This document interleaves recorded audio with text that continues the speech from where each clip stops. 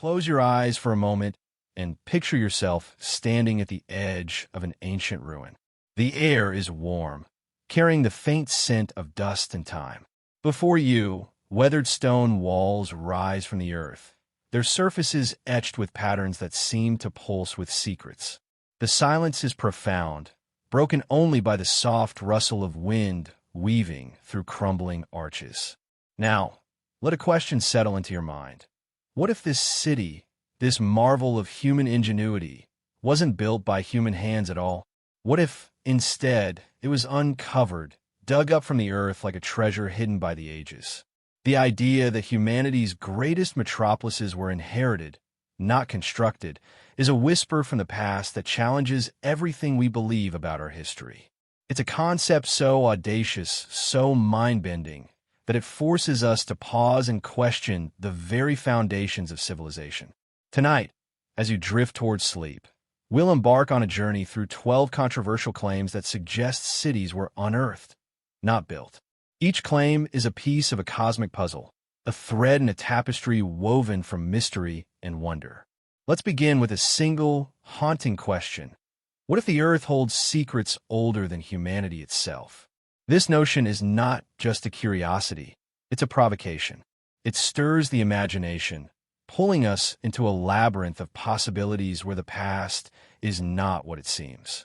Imagine the weight of realizing that the cities we revere, the monuments we claim as triumphs of human will, might be relics of a forgotten age, uncovered by ancestors who stumbled upon them like wanderers in a dream. This idea is significant because it doesn't merely challenge history books, it challenges our identity. It asks us to reconsider who we are, what we've achieved, and what we've inherited. It's a concept that feels both eerie and soothing, like a lullaby sung in a language we can't quite understand. As we explore this enigma, let your mind wander through the ruins, let it linger on the stones, and let it wonder, what stories do they hold, and why were they buried? The allure of this idea lies in its paradox. We pride ourselves on being builders, creators of towering cities that scrape the sky. Yet, what if our greatest achievements are not ours at all? What if we are, in truth, rediscoverers, sifting through the debris of a world we barely comprehend? This tension between pride and humility, creation and discovery, sets the stage for our exploration. It's a journey that invites you to relax, to let go of certainty, and to embrace the mystery. As you listen, feel the weight of the day slip away, and let these questions guide you into a space of reflection. Take a deep breath, and let's step into the enigma of unearthed cities. The concept of unearthed cities posits that many of the ancient urban centers we celebrate, places like Göbekli Tepe in Turkey, Machu Picchu in Peru, or the pyramids of Giza in Egypt, were not constructed from the ground up by the people we credit. Instead, they were rediscovered, excavated from layers of earth, and repurposed by early humans who found them. This idea emerges from the fringes of archaeology, where researchers and independent thinkers point to anomalies that don't align with conventional timelines. These anomalies include stonework so precise it rivals modern machinery, alignments with celestial bodies that suggest advanced astronomical knowledge, and geological evidence of burial under sediment or ash. The notion is radical because it suggests that these sites may predate the civilizations we associate with them, possibly linked to lost cultures or cataclysmic events that hid them from view. Let's start with Göbekli Tepe, a site that has become a cornerstone of this debate. Nestled in the hills of southeastern Turkey, this 12,000-year-old complex of T-shaped pillars predates Stonehenge and the pyramids by millennia. Its discovery in the 1990s upended archaeology, as it was built by hunter-gatherers, a group presumed too primitive for such feats. What's more intriguing is that Göbekli Tepe was deliberately buried around 10,000 years ago, covered with tons of soil in a meticulous act that defies explanation. Why would people go to such lengths to hide their creation? Some argue it was to protect sacred knowledge, others that it was to shield it from a coming catastrophe. But what if the site wasn't built by those who buried it? What if they uncovered it, revered it, and then concealed it to preserve its mystery? The act of burial raises questions about who, why, and when, questions that echo through the ages. Consider Machu Picchu, perched in the Andes like a city in the clouds. When Hiram Bingham stumbled upon it in 1911, it was cloaked in jungle, its stone terraces and temples obscured by centuries of overgrowth. The Incas, we're told, built it in the 15th century, yet its stonework, massive blocks fitted so tightly a knife blade can't pass between them, suggests a mastery that seems almost otherworldly. Some researchers question whether the Incas constructed it or merely inhabited it, uncovering a site left by an earlier, unknown culture. The lack of written records and the site's sudden abandonment fuel speculation that Machu Picchu was a rediscovered relic, adapted by a people who found it hidden in the mountains. The pyramids of Giza offer another enigma. These monumental structures, attributed to the Egyptians of the Old Kingdom around 2600 BCE, are marvels of engineering. Their granite blocks, some weighing over 50 tons, are cut with precision and aligned with the cardinal points in Orion's belt. Yet, geological evidence, like water erosion on the Sphinx, suggests parts of the Giza Plateau may date back to a wetter climate, possibly 10,000 years ago or more. Could the Egyptians have built on an older foundation, unearthing and expanding a site left by a predecessor? The idea is controversial, but it gains traction from anomalies like the Inventory Stela, a 19th century find claiming the Great Pyramid was repaired, not built by Pharaoh Khufu. These examples share a common thread: evidence of burial or rediscovery. Göbekli Tepe was covered in soil, Machu Picchu in jungle, and Giza's Sphinx in sand.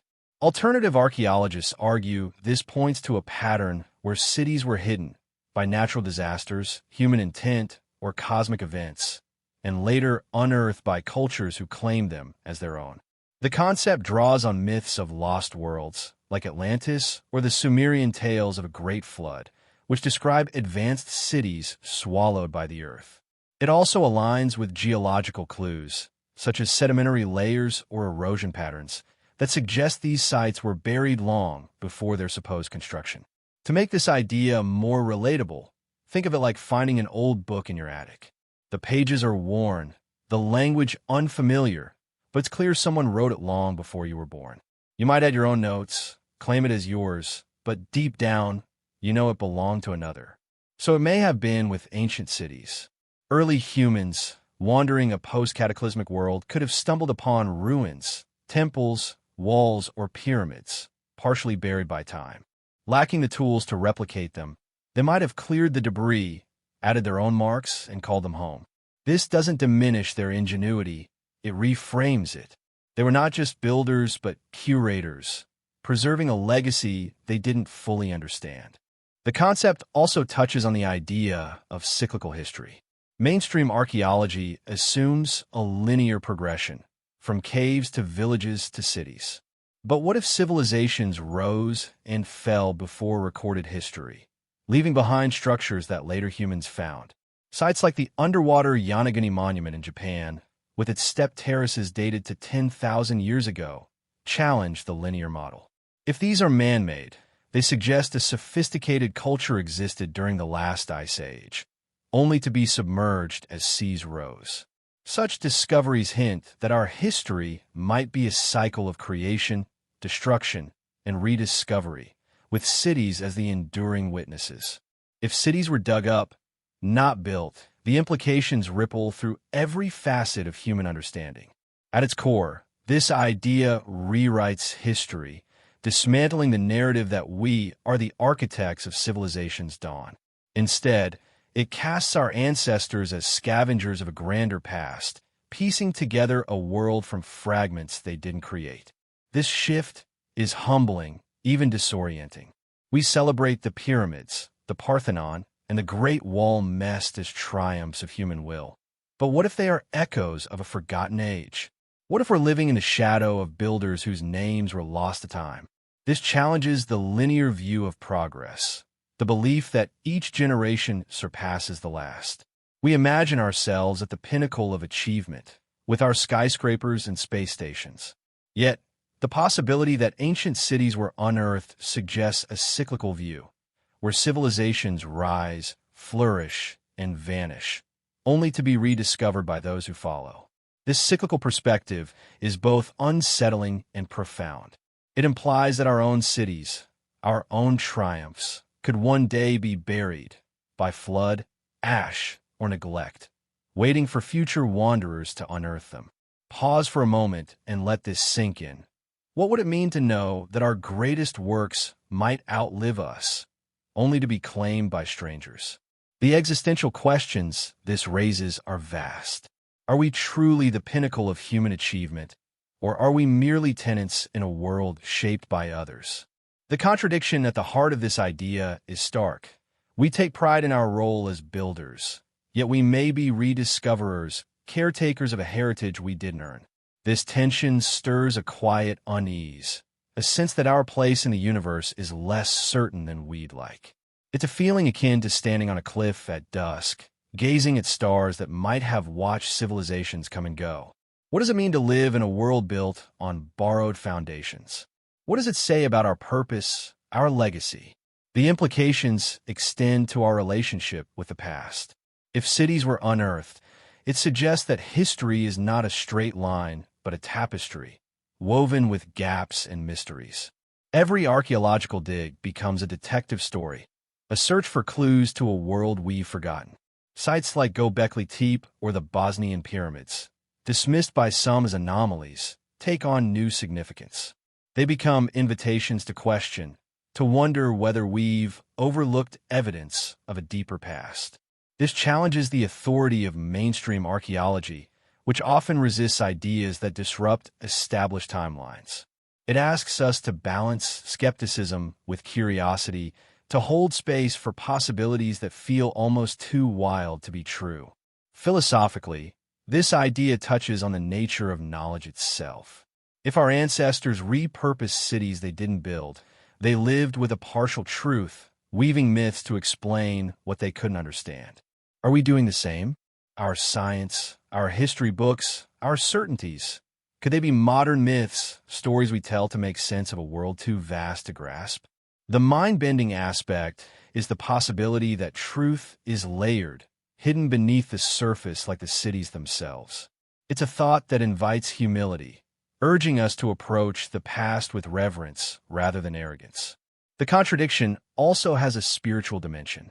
Many ancient cities, from Stonehenge to Teotihuacan, were sacred spaces, aligned with the stars or imbued with ritual meaning. If they were unearthed, their discoverers likely saw them as divine, gifts from gods or ancestors. This raises questions about our own spirituality.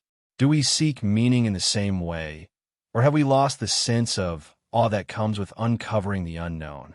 The idea of unearthed cities invites us to reconnect with that awe, to see the earth as a repository of mysteries waiting to be explored. Practically, this concept challenges how we approach archaeology. If cities were buried, we might need to dig deeper, look beyond the surface layers mainstream excavations often target. Sites dismissed as natural formations, like the Yonaguni Monument or the Bosnian pyramids, could warrant reevaluation. It also prompts us to reconsider dating methods, as carbon dating applies to organic material, not stone. If a city was unearthed and repurposed, its artifacts might reflect the discoverers, not the builders, skewing our timelines. As you listen, let these ideas settle into your mind like dust on ancient stones. The notion of Unearthed cities is not just a theory. It's a lens through which to view our place in the cosmos. It's a reminder that we are part of a story much larger than ourselves, a story written in stone and soil, waiting to be read. Take a slow, deep breath and let this question linger. If the earth holds secrets older than humanity, what might we find if we dare to dig deeper?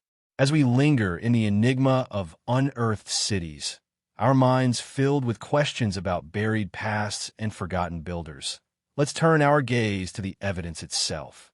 The stones of these ancient sites, carved with precision, aligned with the heavens, may hold clues to their true origins.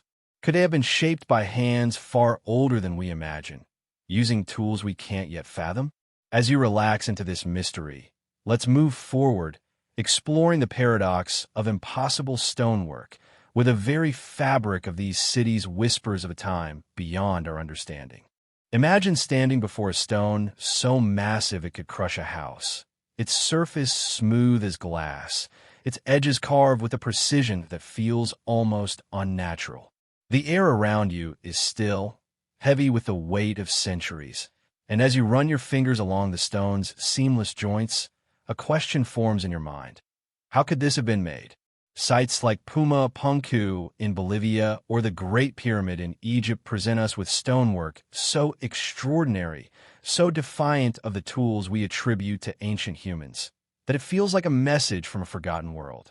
This is the paradox of impossible stonework, a mystery that whispers of cities not built but uncovered, already intact, by people who lack the means to create them. Why does this matter? Because if these stones were shaped before the dawn of known civilizations, they challenge the very story of human progress. As you settle into this soothing journey, designed to lull you into reflection or sleep, let's explore a concept that bends the mind and humbles the spirit. Picture the stones, feel their silent presence, and ask yourself, what if the hands that carved them belong to a time we've forgotten? This paradox is significant because it strikes at the heart of our assumptions about technology and history. We marvel at our modern feats, skyscrapers, bridges, spacecraft.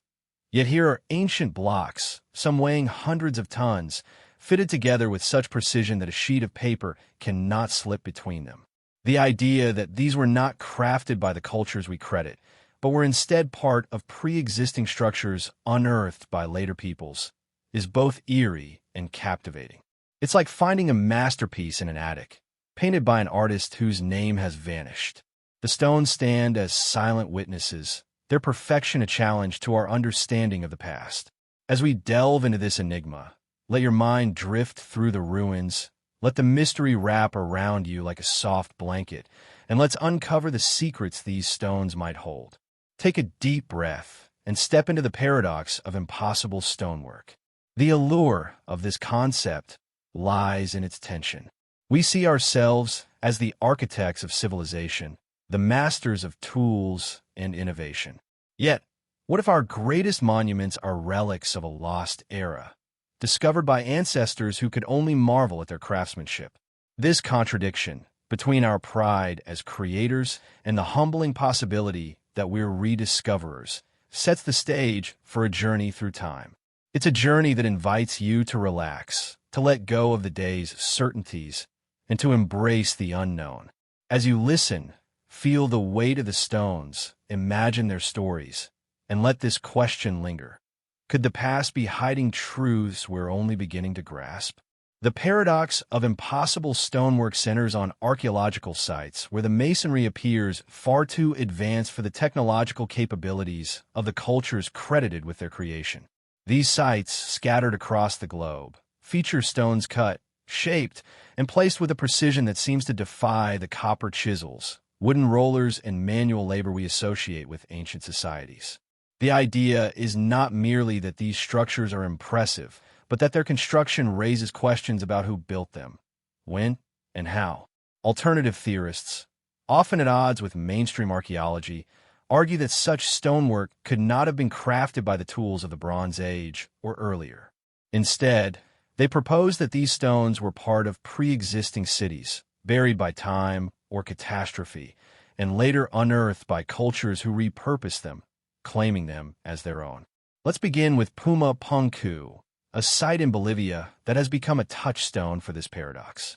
Nestled in the high Andes at over 12,000 feet, Punku is a complex of ruins dated to around 500 to 600 CE, attributed to the Tiwanaku culture. Its stones are unlike anything else in the ancient world. Massive blocks of andesite, some weighing over 100 tons, are cut with laser-like precision, their surfaces polished to a mirror finish. The joints are so tight that not even a razor blade can fit between them, and some stones feature intricate grooves and notches, as if machined by modern tools. What's more, the blocks are interlocked without mortar, creating structures that have withstood earthquakes for centuries. The paradox lies in the tools available to the Tiwanaku: copper implements and stone hammers, which are soft compared to andesite, one of the hardest rocks known. How could such rudimentary technology produce work that rivals CNC machines? Alternative researchers suggest Pumapunku was not built by the Tiwanaku, but was uncovered by them, a remnant of a far older, more advanced culture. The Great Pyramid of Giza offers another striking example. Constructed around 2600 BCE, according to mainstream archaeology, this monument is a marvel of engineering. Its granite blocks, some weighing up to 80 tons, are quarried hundreds of miles away, transported, and placed with an accuracy that aligns the pyramid to true north within a fraction of a degree. The casing stones, now mostly gone, were once polished to reflect sunlight, creating a beacon visible for miles. Inside, the king's chamber is built from massive granite slabs, cut so precisely that the joints are nearly invisible.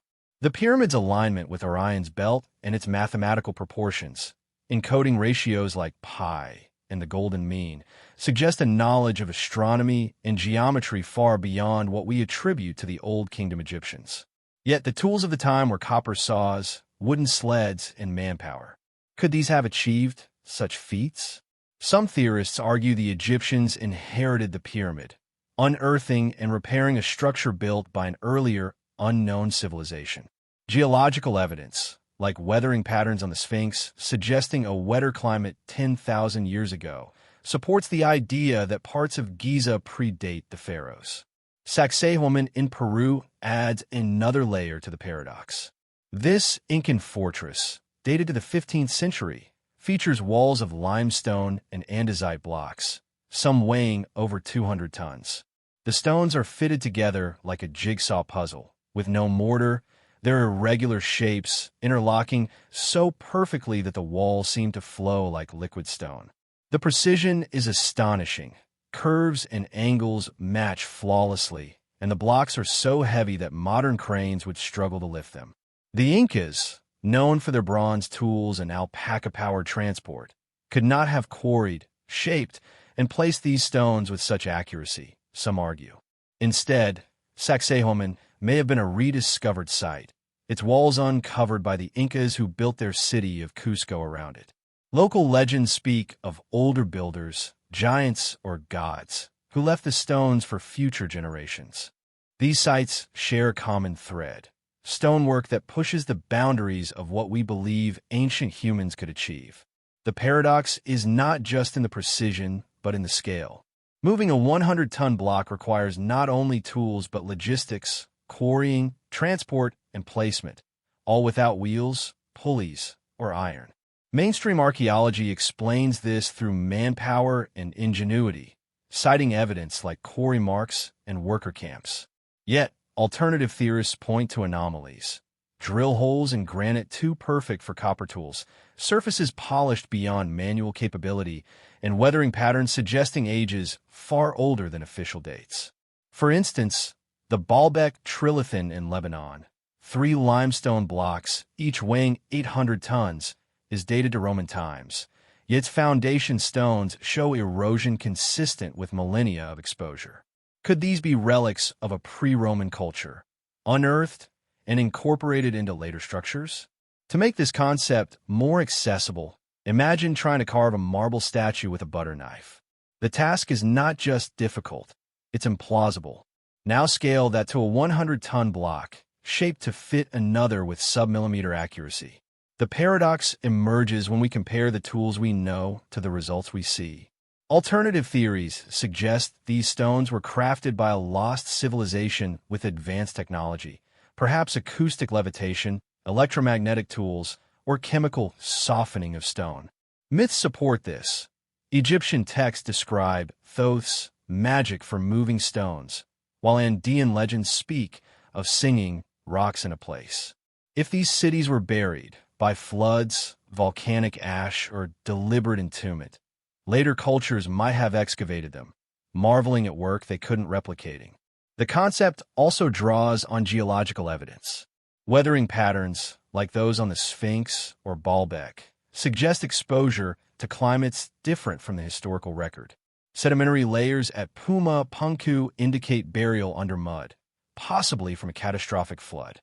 These clues align with the idea that cities were pre-existing, hidden by natural or human-induced events, and later uncovered. The discoverers, lacking the technology to replicate the stonework, might have added their own structures, blending old and new. This explains why many sites, like Giza or Sacsayhuaman, combine precise megalithic foundations with cruder later additions. The paradox of impossible stonework carries implications that ripple through our understanding of history, technology, and our place in the cosmos. At its core, it challenges the narrative of technological evolution. We assume that tools and knowledge have progressed steadily, from stone axes to smartphones. Yet, the precision of Puma Punku or Giza suggests a peak of engineering that predates our timeline. If these stones were crafted by a lost civilization, what happened to their knowledge? The possibility that we're not the first advanced society on Earth is both humbling and unsettling. It implies a break in the chain of progress, a moment when expertise was erased, leaving only its echoes in stone. This raises questions about cyclical cataclysms, floods, meteors, or climate shifts that could have buried such cities and their creators. The Younger Dryas period, around 12,800 years ago, saw a rapid climate change, possibly triggered by a comet impact. Myths of a great flood, found in cultures from Sumer to the Andes, may preserve memories of such events. If a civilization thrived before this, its cities could have been swallowed by mud, ash, or rising seas, only to be unearthed by survivors or their descendants. This cyclical view of history contrasts with our linear pride, suggesting that our own achievements are fragile, vulnerable to the same forces that erased our predecessors. Pause and consider, what if our cities, our triumphs, could one day be buried, waiting for future hands to uncover? The existential implications are profound. If we're marveling at relics we didn't create, it redefines our role in the universe. We see ourselves as masters of the earth, yet we may be tenants, living among the ruins of a grander past. This contradiction, between our ego as builders and the humility of rediscovery, stirs a quiet unease. It's like waking in a house you thought you built, only to find it filled with furniture you don't recognize. What does it mean to inherit a world we didn't shape? Are we creators, or are we curators, preserving a legacy we barely understand? These questions touch on the nature of purpose, urging us to reflect on what we leave behind and what we claim as ours. The paradox also challenges our trust in historical narratives. Mainstream archaeology attributes these sites to known cultures, the Egyptians, Incas, or Tiwanaku, based on artifacts and texts. Yet, if the stonework predates them, our timelines may be skewed. Carbon dating, which applies to organic material, cannot date stone, leaving room for speculation. Sites dismissed as anomalies, like the Bosnian pyramids or Yanaguni Monument, gain new relevance. This tension between orthodoxy and alternative theories invites us to balance skepticism with curiosity. What if the truth lies in the gaps, in the stones that don't fit our story? The mind-bending aspect is the possibility that history is a puzzle with missing pieces, waiting for us to reassemble it. Spiritually, the paradox evokes awe and mystery.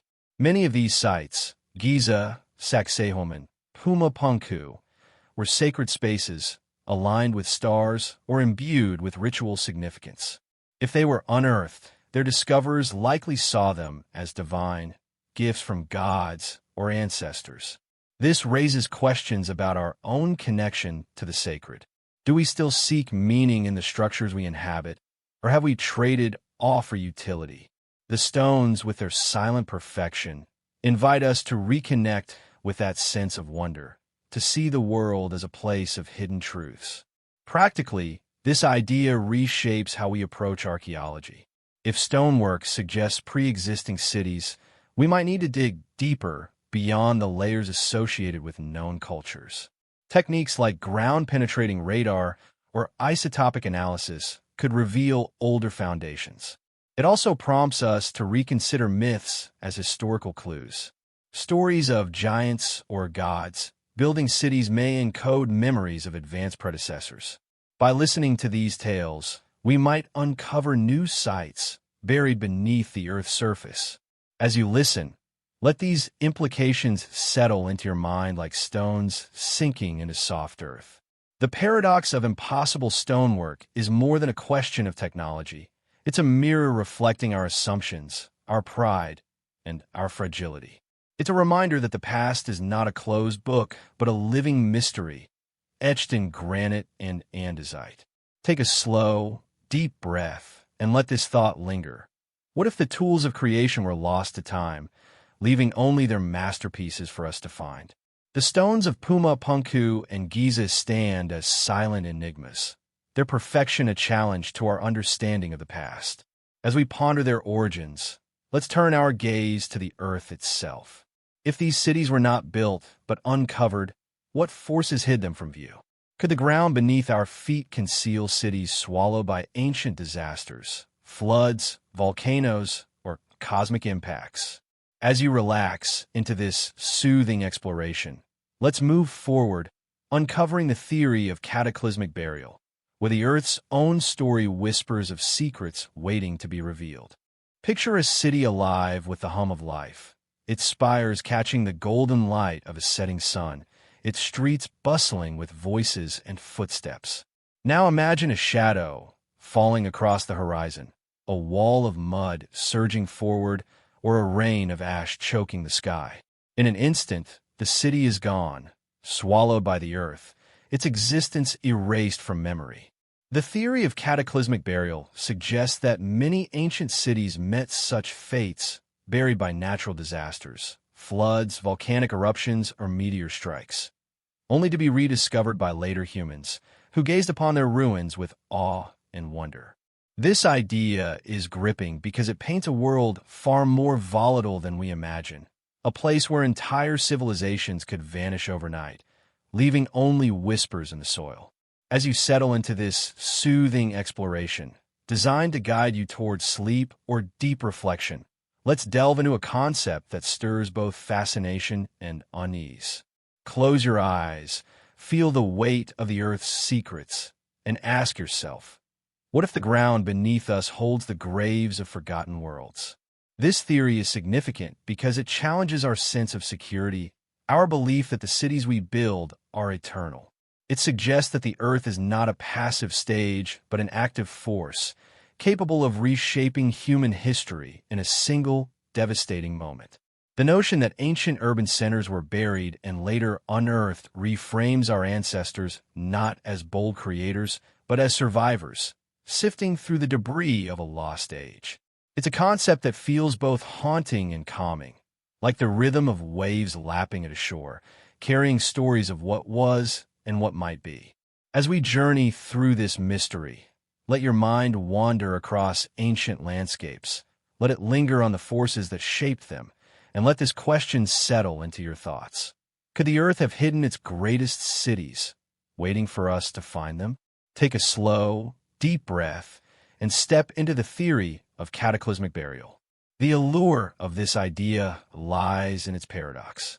We view our civilizations as enduring, our monuments as testaments to human will. Yet, what if they are as fragile as a house of cards, vulnerable to the whims of nature? This tension between our pride and permanence and the humbling reality of our fragility sets the stage for a narrative that spans millennia. It's a story that invites you to relax, to release the certainties of the day, and to embrace the vastness of the unknown. As you listen, imagine the Earth as a living canvas, its surface marked by the rise and fall of cities, and let this exploration carry you into a space of quiet wonder. The theory of cataclysmic burial proposes that many ancient urban centers were not built by the cultures we credit, but were buried by geological or cosmic events, later excavated by humans who mistook them for their own creations. These events, Floods, volcanic eruptions, earthquakes, or meteor impacts could have engulfed thriving cities, covering them in sediment, ash, or water, preserving them like time capsules until later generations uncovered them. The idea draws on archaeological evidence, geological clues, and ancient myths, suggesting that these disasters were not isolated but part of a broader pattern that shaped human history. Alternative researchers argue that such cataclysms explain why certain sites appear older or more advanced than their attributed cultures, supporting the notion that they were pre-existing structures, hidden and then rediscovered. Let's begin with Pompeii, a Roman city that offers a vivid example of cataclysmic burial. In 79 CE, Mount Vesuvius erupted, blanketing Pompeii in a thick layer of ash and pumice. The city was frozen in time, its streets, homes, and even its people preserved beneath the debris. When archaeologists rediscovered it in the 18th century, they found a snapshot of Roman life, from frescoes to bread still in ovens. Pompeii's burial was sudden and catastrophic, yet it was not deliberate. The volcano acted without intent, entombing a city that was later unearthed as a treasure of history. This example illustrates how natural disasters can erase urban centers, only for them to be reclaimed by later hands. While Pompeii's story is well documented, it raises a question: could older, less understood sites have met similar fates, their burials lost to time? Consider Göbekli Tepe, a 12,000-year-old site in Turkey that challenges conventional archaeology. This complex of T-shaped pillars, adorned with intricate carvings, predates known civilizations by millennia, built by hunter-gatherers thought incapable of such feats. What makes Göbekli Tepe particularly compelling is its deliberate burial around 10,000 years ago. Tons of soil were meticulously piled over the site, covering its pillars in a process that required significant effort. Why would a people bury their own creation? Some suggest it was to protect sacred knowledge from invaders or environmental threats, but others propose a more radical idea. The site was not built by those who buried it, but was uncovered by them, revered, and then concealed to preserve its sanctity. Geological evidence, like sedimentary layers around the site, supports the idea of burial, possibly linked to flooding or climate shifts at the end of the last ice age. Derinkuyu, an underground city in Turkey's Cappadocia region, offers another perspective. Carved into soft volcanic tuff, this multi-level complex could house 20,000 people, complete with ventilation shafts, wells, and storage rooms. Dated to around the 8th century BCE, it was likely used by early Christians hiding for persecution. Yet, its scale and sophistication raise questions about its origins. Was Derinkuyu built from scratch, or did its inhabitants expand an existing network of caves, perhaps created by an earlier culture? The site suggests a response to surface threats, war, climate, or natural disasters, prompting people to seek refuge underground. If surface cities were buried by cataclysms, underground complexes like Derinkuyu might represent attempts to escape or preserve, only to be rediscovered and repurposed later. The concept gains traction from global flood myths, which appear in nearly every culture. The biblical story of Noah's Ark, the Sumerian epic of Gilgamesh, and Hindu tales of Manu describe a great deluge that wiped out humanity, sparing only a few survivors. These stories, often dismissed as folklore, may preserve memories of real events. The Younger Dryas period, around 12,800 to 11,600 years ago, saw rapid climate change, possibly triggered by comet impact or glacial meltwater flooding.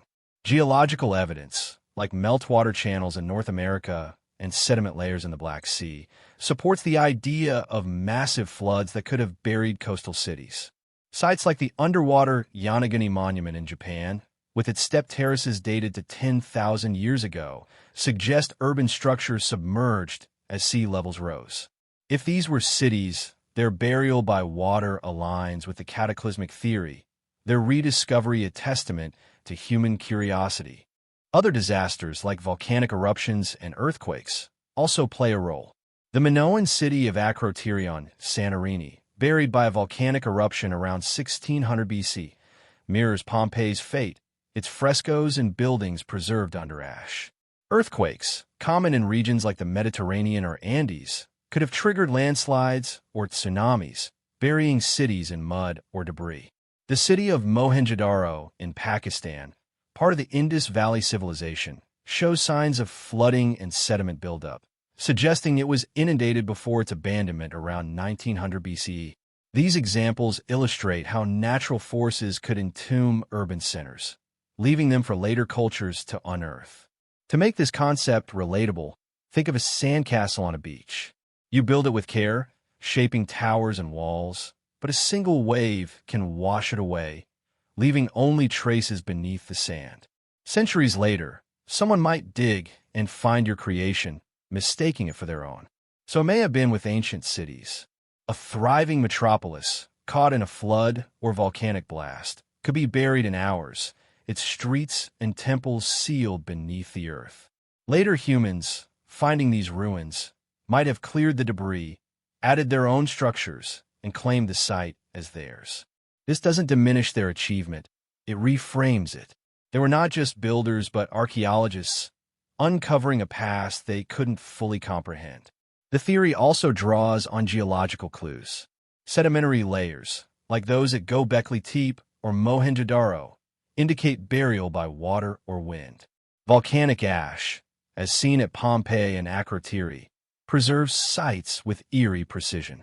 Erosion patterns, such as those on the Sphinx, suggest exposure to ancient climates, hinting at burials predating known histories. These clues align with the idea that cataclysms were not rare but recurring, shaping the Earth's surface and human destiny. If cities were buried, their rediscovery might explain why some, like Göbekli Tepe, appear older or more advanced than their builders' capabilities, supporting the notion of pre-existing structures. The theory of cataclysmic burial carries implications that resonate through our understanding of history, permanence, and our place in the cosmos. At its core, it challenges our sense of security, the belief that our cities are enduring monuments to human will. If ancient urban centers were buried by floods, ash, or cosmic impacts, it suggests that our own creations are equally vulnerable. A single event, a tsunami, an eruption, a meteor strike, could erase our skyscrapers and highways, leaving them for future generations to uncover. This fragility is humbling, even unsettling. It forces us to confront the impermanence of our achievements, the possibility that all we build could vanish in a moment. Pause and let this sink in.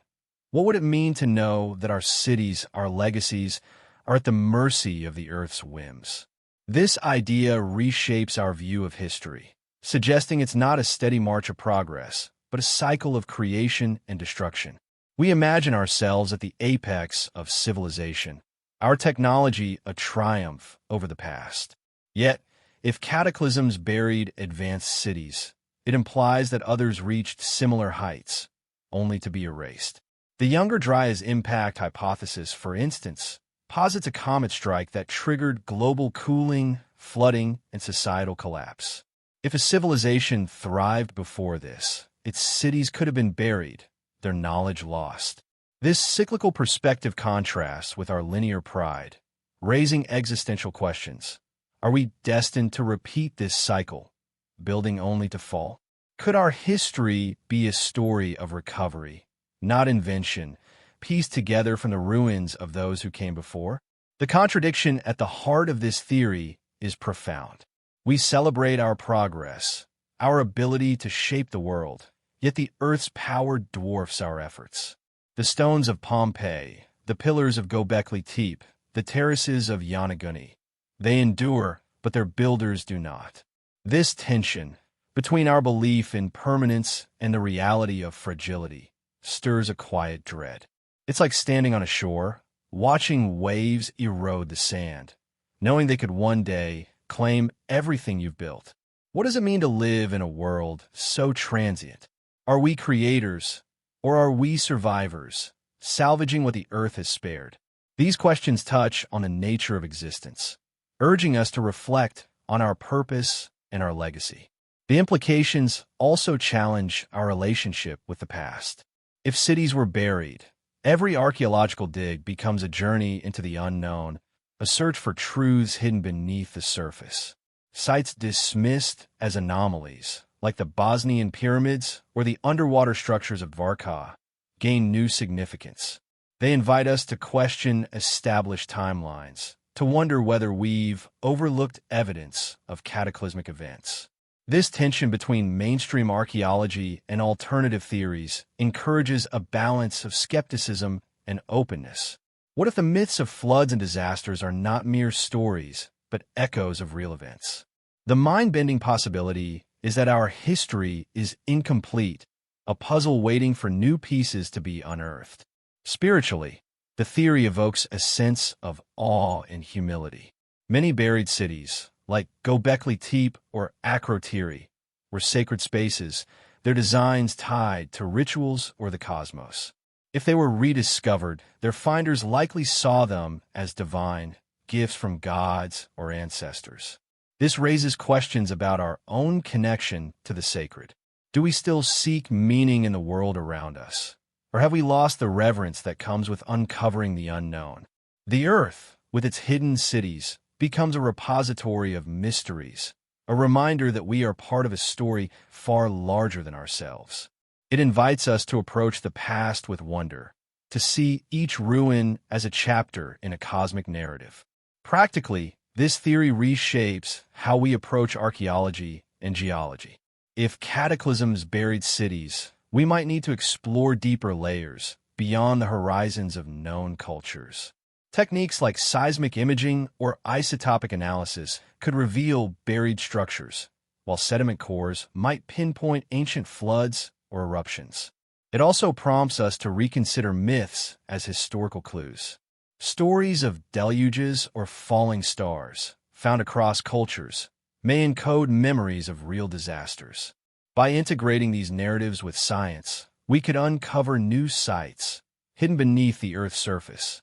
The theory also has modern relevance. Climate change, with its rising seas and extreme weather, echoes the cataclysms of the past. Coastal cities like Miami or Jakarta face flooding, while volcanic regions remain at risk. If our civilization were buried, what would future archaeologists find? Would they mistake our skyscrapers for their own, as we may have done with Göbekli Tepe or Pompeii? This perspective urges us to consider our environmental impact, to build with resilience, and to preserve our knowledge for those who might follow. As you listen, let these implications settle into your mind like sediment on a riverbed. The theory of cataclysmic burial is more than a hypothesis. It's a lens through which to view our fragility, our resilience, and our connection to the earth. It's a reminder that the past is not a closed book, but a living mystery, written in ash, mud, and stone. Take a slow, deep breath, and let this question linger. If the earth has buried cities before, what might it hide from us now? As we reflect on the buried cities, their stones seal beneath the earth's embrace, let's turn our thoughts to their creators. If cataclysms hid these urban centers, who built them in the first place? Could there have been civilizations before humans as we know them, their works preserved only in the ruins we uncover? As you relax into this soothing journey, let's move forward, exploring the enigma of pre-human architects, where the shadows of the past whisper of builders we may never know. Imagine standing amidst the ruins of an ancient city, its weathered stones rising like silent sentinels against a twilight sky. The air is heavy with the scent of earth and time, and as you trace the carvings on a massive pillar, a question stirs in your mind. What if these walls were not shaped by human hands? What if the cities we call ancient, the monuments we revere as our heritage, were crafted by beings who walked the earth before humanity as we know it? The idea of pre-human architects suggests that non-human or pre-modern human civilizations, perhaps advanced hominids, lost cultures, or even visitors from the stars, constructed urban centers that we later unearthed, mistaking them for our own. This concept is mind-bending because it upends our place in the universe, forcing us to question whether we're the first to shape the earth or merely latecomers to a cosmic stage, wandering through ruins we didn't build. As you settle into this soothing journey, Designed to lull you into reflection or sleep, let's explore an enigma that whispers of a past far stranger than we imagine. Close your eyes, feel the weight of the stones, and ask yourself, could the earth hold secrets of builders who came before us? This idea is significant because it challenges the core of our identity as creators. We pride ourselves on our cities, our temples, our pyramids, seeing them as testaments to human ingenuity. Yet, what if these structures predate our species, crafted by entities whose existence we can scarcely comprehend? The notion is both unsettling and mesmerizing, like a dream where familiar places reveal unfamiliar origins. It invites us to reconsider our history, our purpose, and our place in a universe that may have hosted others before us. As we delve into this mystery, let your mind drift through ancient landscapes. Let it linger on the possibility of forgotten architects. And let this question settle into your thoughts. What if we were living in someone else's world? Take a slow, deep breath and step into the enigma of pre-human architects. The allure of this concept lies in its paradox. We see ourselves as the pinnacle of creation, the masters of the Earth's destiny.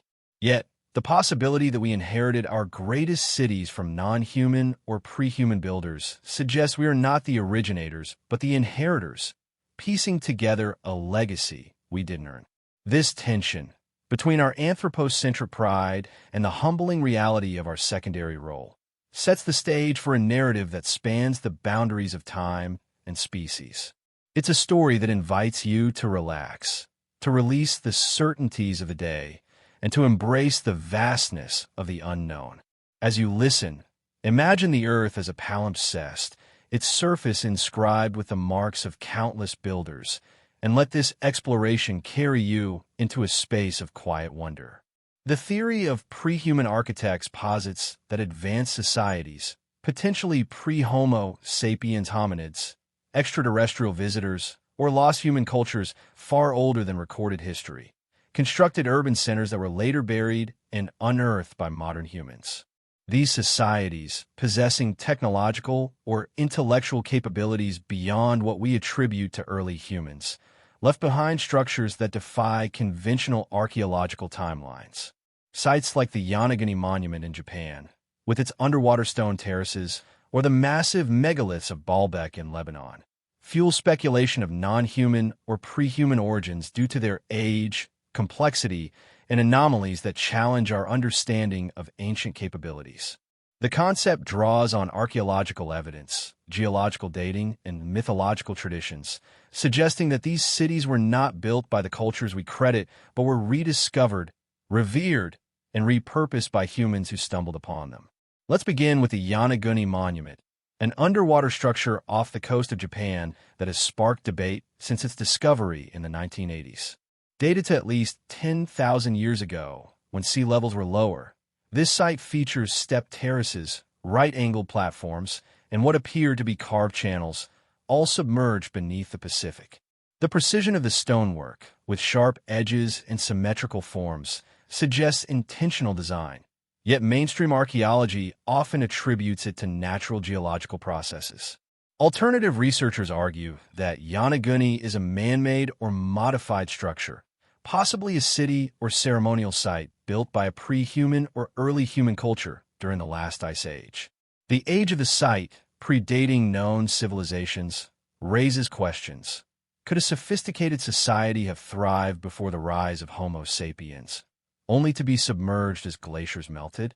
If so, the monument's discovery by modern divers might represent the unearthing of a relic from a non-human or proto-human architect, its purpose lost to the waves. Baalbek in Lebanon offers another compelling case. Known for its Roman temples, the site's foundation includes the trilithon, 3 limestone blocks, each weighing approximately 800 tons, among the largest ever quarried.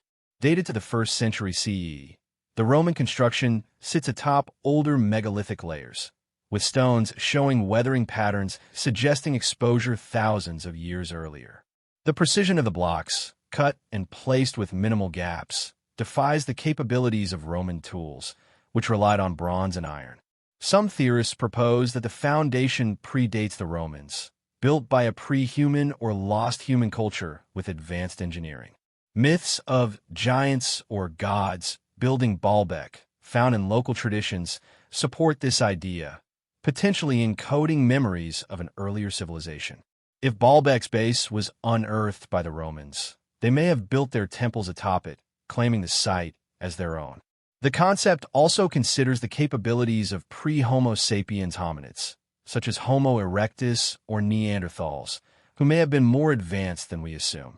Recent discoveries, like 400,000-year-old engraved shells from Java or Neanderthal cave art in Spain, suggest early hominids possessed symbolic thought and possibly cultural complexity.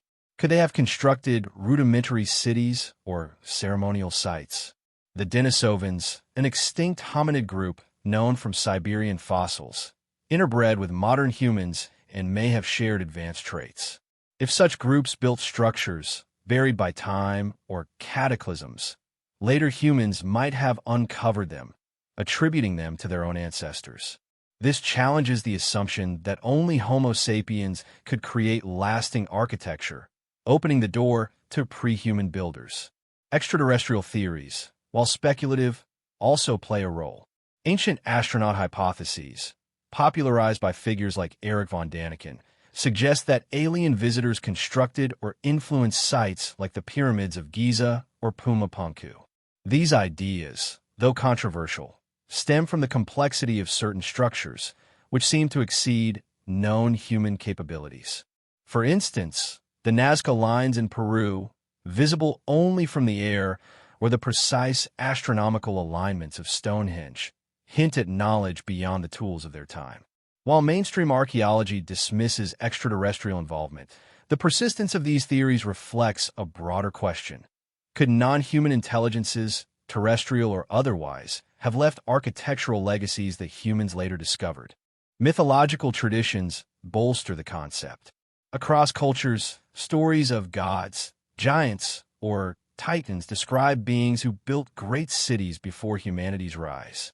The Greek myth of the Cyclopes, credited with constructing Mycenae's massive walls, or the biblical Nephilim, described as mighty builders, may encode memories of advanced predecessors. In Andean lore, the god Viracocha is said to have created Tiwanaku's megaliths, while Hindu texts like the Mahabharata describe ancient cities like Dvarka, now underwater, built by divine architects. These myths, often dismissed as allegory, might preserve fragments of truth, suggesting that humans unearthed structures they attributed to supernatural origins. The submerged ruins of Dvarka, dated to 7,500 BCE, align with this idea, their stonework suggesting a sophistication predating known Indian civilizations. Geological dating adds weight to the theory. Megaliths like those at Baalbek or Göbekli Tepe show erosion patterns inconsistent with their attributed ages, hinting at far older origins. The Sphinx at Giza, with water erosion suggesting exposure to a wetter climate around 10,000 years ago, supports the idea that some structures predate modern humans. If these sites were built by pre-human or lost human cultures, buried by floods, volcanic ash, or climate shifts, their rediscovery by Homo sapiens could explain their anomalous features. Humans, lacking the technology to replicate them, might have repurposed them, adding their own structures or myths to claim ownership. To make this concept relatable, think of finding an abandoned mansion in a forest. Its walls are intricate, its design masterful, but no one knows who built it. You might live there, add your own touches, and call it home. Yet the original architect remains a mystery. So it may have been with ancient cities. Early humans, wandering a post-cataclysmic world, could have stumbled upon ruins, temples, pyramids, or terraces crafted by beings or cultures long gone. Unable to recreate them, they might have cleared the debris, built atop them, and wove stories of gods or giants to explain their origins. This reframes our ancestors as curators, not creators, preserving a legacy they didn't fully understand. The enigma of pre-human architects carries implications that ripple through our understanding of humanity, history, and our place in the cosmos. At its core, it challenges anthropocentrism, the belief that we are the center of creation. If non-human or pre-human civilizations built the cities we unearthed, our species may be a secondary inhabitant of Earth, living among the ruins of a grander past. This is profoundly humbling, even disorienting. We claim dominion over the planet, celebrating our skyscrapers and space probes, yet we may be tenants in structures we didn't shape. The contradiction is eerie. We see ourselves as the architects of history, yet we might be walking through someone else's legacy. Pause for a moment and let this sink in. What does it mean to inherit a world we didn't build? This idea reshapes our view of history, suggesting it's not a singular narrative but a tapestry of lost chapters. If pre-human architects existed, their erasure, through cataclysms, extinction, or departure, implies a fragility to civilization that mirrors our own. The Younger Dryas period, around 12,800 years ago, brought rapid climate change, possibly from a comet impact, potentially wiping out advanced societies. If their cities survived, buried under sediment or water, our discovery of them might represent a reconnection with a forgotten past. This cyclical perspective contrasts with our linear pride, raising existential questions. Are we destined to follow their fate, building only to vanish? Could our history be a story of rediscovery, piecing together fragments of those who came before? The existential implications are vast. If we're not the first to shape the earth, what is our purpose? Are we creators, preservers, or merely witnesses to a cosmic drama? The possibility that others built our cities challenges our sense of uniqueness, suggesting we're part of a larger cycle of existence. It's like waking in a theater after the main act, performing on a stage set by others. Why are we here, and what became of those before us? These questions touch on the nature of being, urging us to reflect on our role in a universe that may have hosted countless players. The mind-bending aspect is the realization that our story might be a footnote in a much grander tale. The theory also challenges our relationship with the past. If pre-human architects left their mark, every archaeological dig becomes a search for alien or ancient intelligences. Sites dismissed as natural, like Yanaguni or the Bosnian pyramids, gain new significance. They invite us to question established timelines, to wonder whether we've overlooked evidence of non-human builders. This tension between mainstream archaeology and alternative theories encourages a balance of skepticism and curiosity.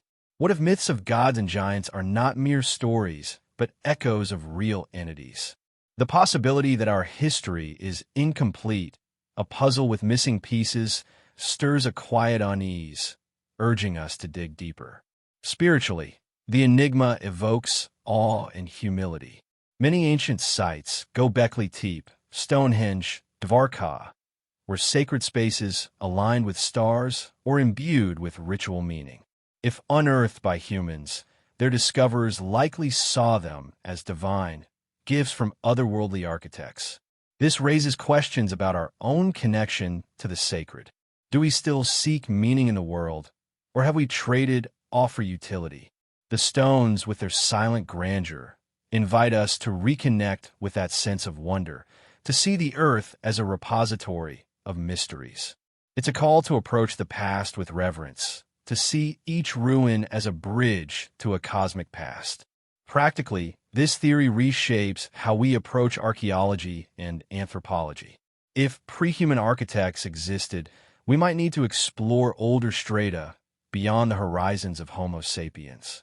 Techniques like isotopic dating or ground-penetrating radar could reveal buried structures, while genetic studies might uncover traces of advanced hominids.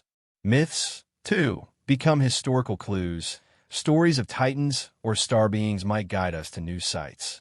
By integrating science and folklore, we could uncover evidence of builders we've overlooked, hidden in plain sight. The theory also has modern resonance. As we face climate change, pandemics, and technological risks, we grapple with our own fragility.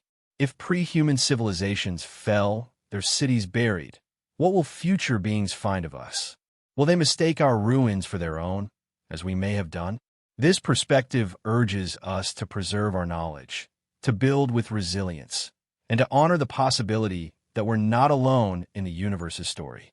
As you listen, let these implications settle into your mind like stones in a quiet river.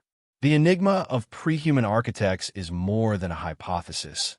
It's a mirror reflecting our assumptions, our pride, and our place in the cosmos. It's a reminder that the past is a living mystery, etched in stone and myth, waiting for us to unravel.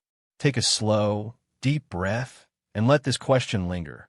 If others built the earth before us, what might we discover if we dare to look? As we linger in the enigma of pre-human architects, their shadows cast across the stones we call our own, let's turn our thoughts to their craft. If others built these cities, how did their knowledge vanish, leaving only silent ruins?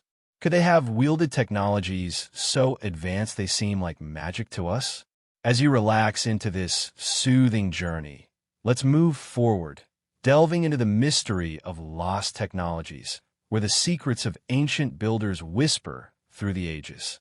Picture yourself in the heart of an ancient quarry, surrounded by towering stone blocks, each one carved with a smoothness that defies the passage of time.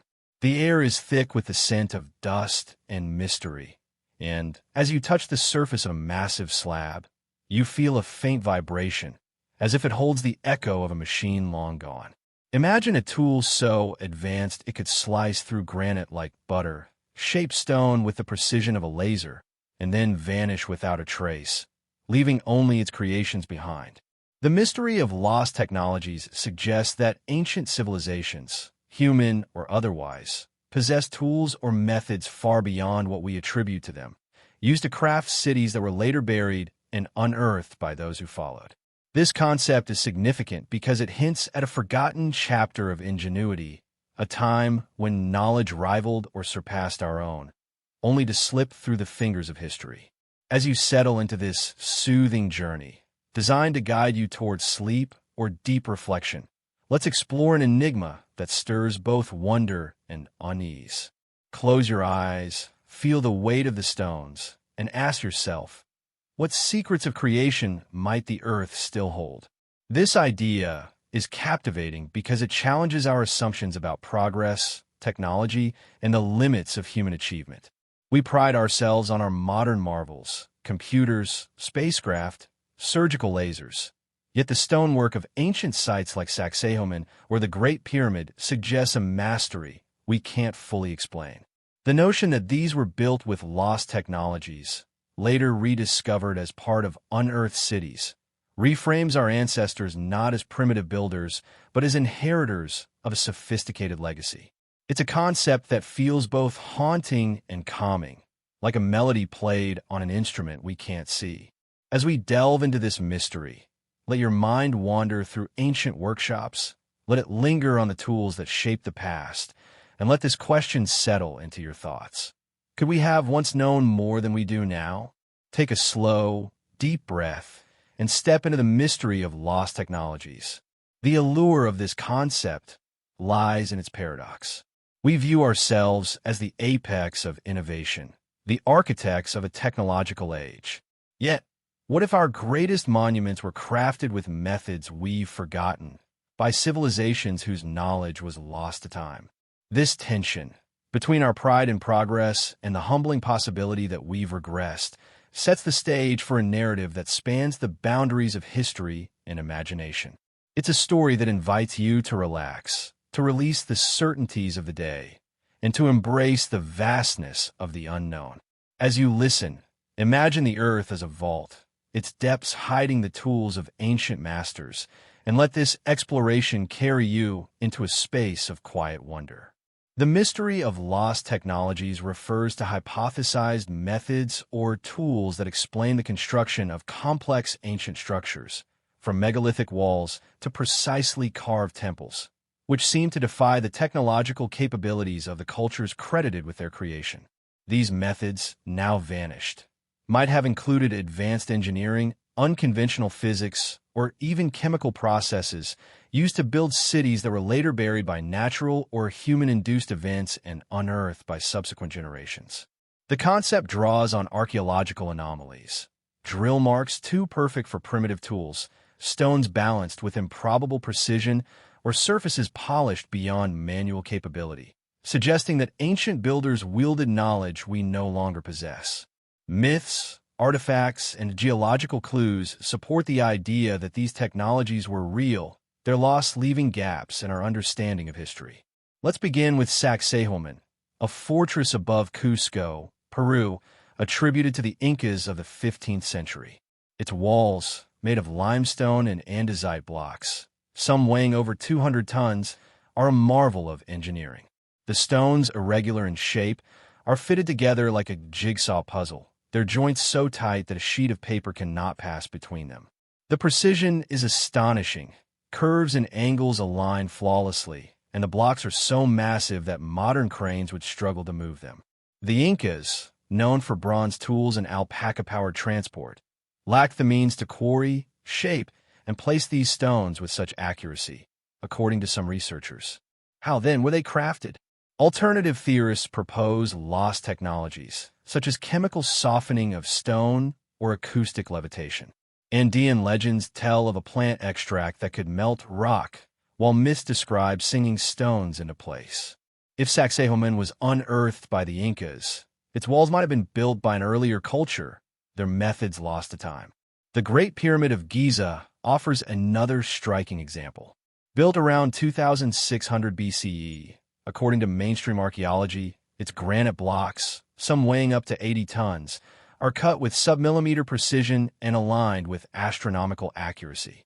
The King's Chamber, constructed from massive granite slabs, features joints so tight they seem machined.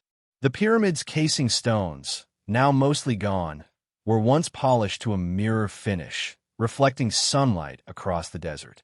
Mainstream explanations cite copper saws, wooden sleds, and manpower, but these struggle to account for the scale and precision. Egyptian myths speak of Thoth, the god of wisdom, using magic to move stones, possibly a metaphor for advanced technology.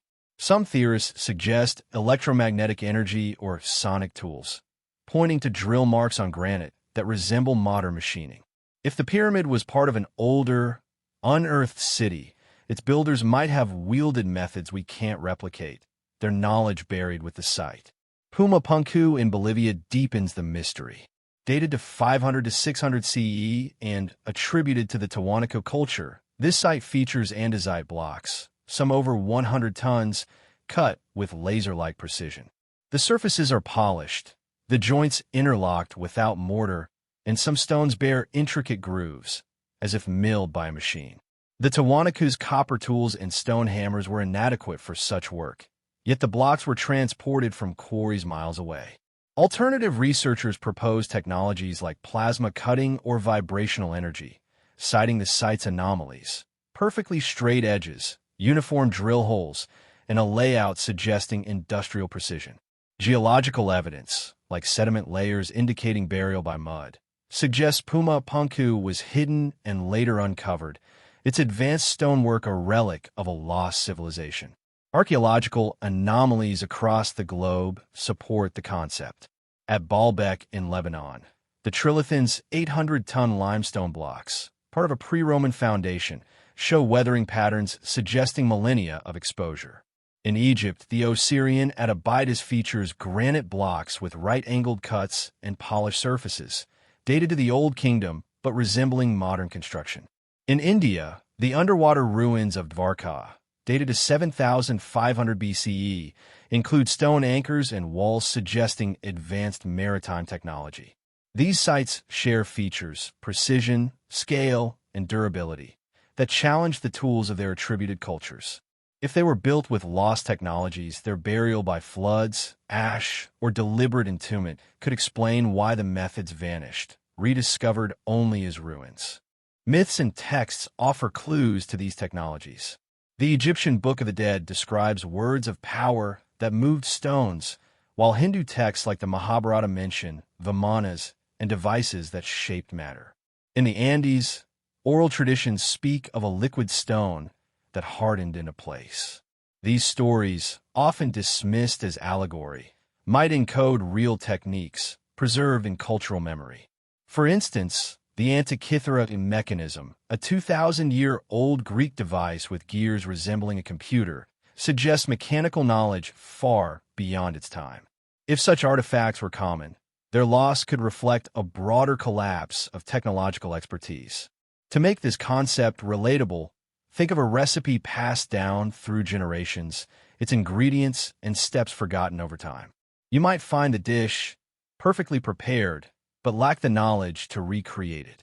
So it may have been with ancient cities. Their builders, using tools or methods now lost, crafted structures that endured through cataclysms. Later humans, unearthing these sites, could only marvel at the results, unable to replicate the process.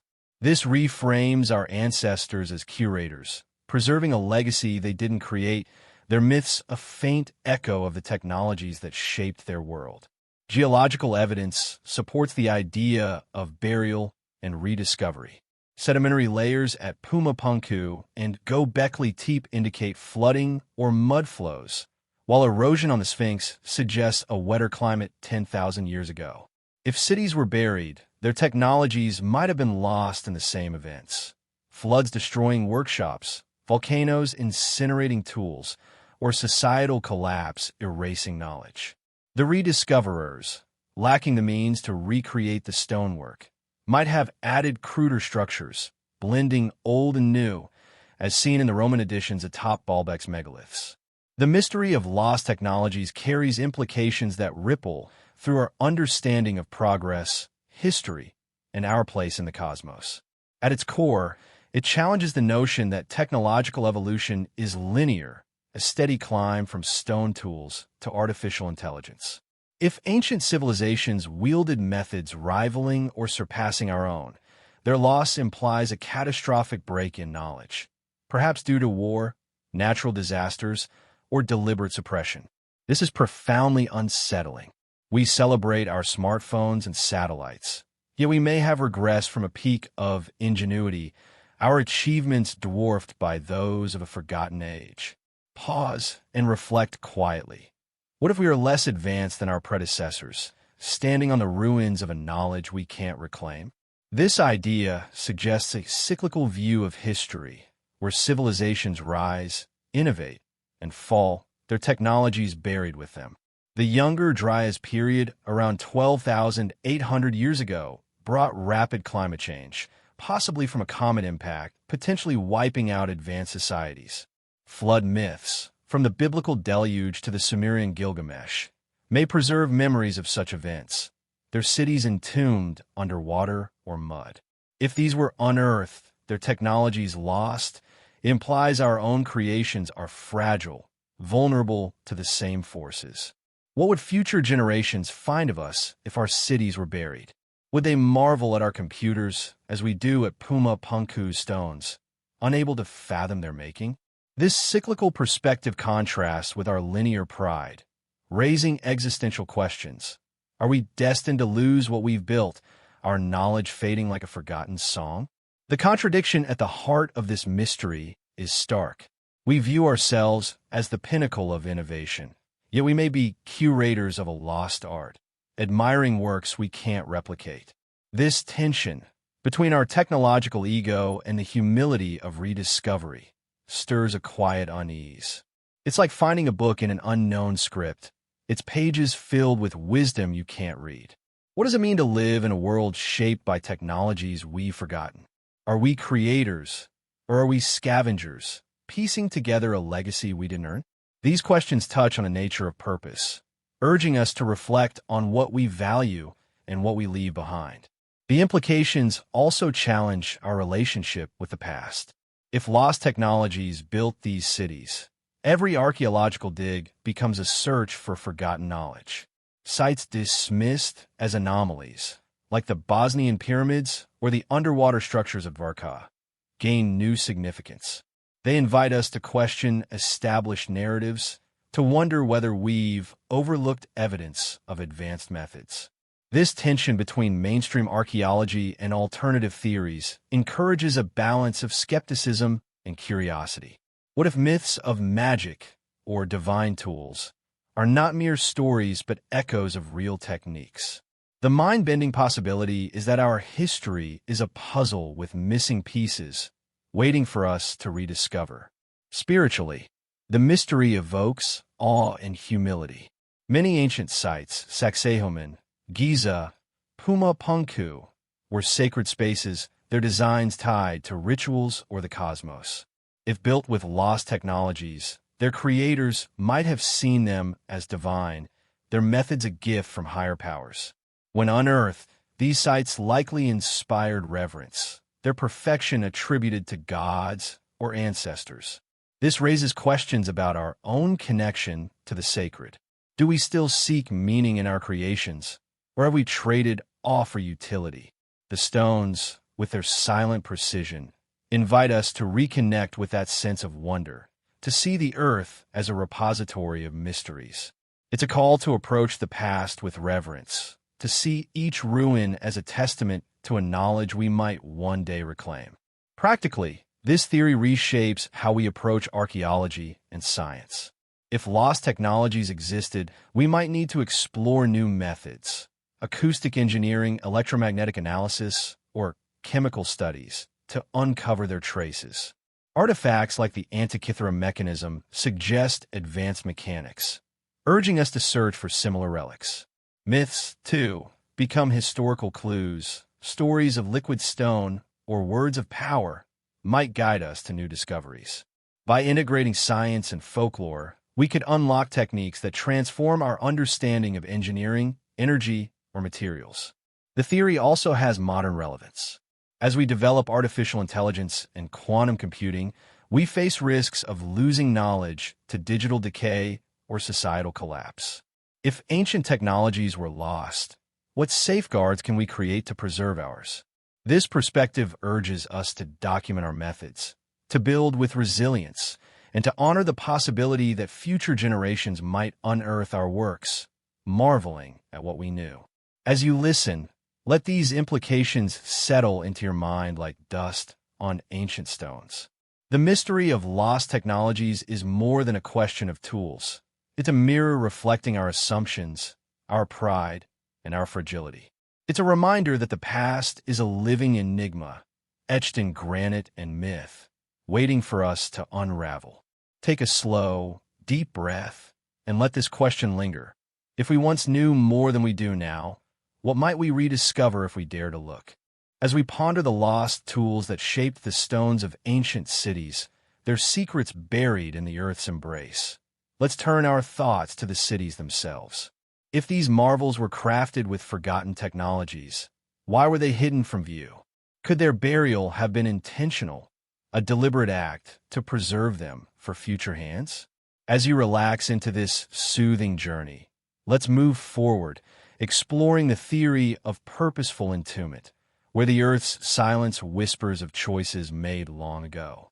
Imagine standing at the heart of a thriving ancient city, its temples aglow with torchlight, its people gathered in reverence under a starlit sky. Now picture those same people, with heavy hearts, piling earth over their sacred stones, layer by layer, until the city vanishes beneath the soil. What if this act was not the result of catastrophe, but a deliberate choice, a sacrifice made to protect something precious? The theory of purposeful entombment suggests that ancient cities were buried not by accident, but by design, their creators covering them to safeguard sacred knowledge, shield them from looming threats, or preserve them for a future they could only imagine.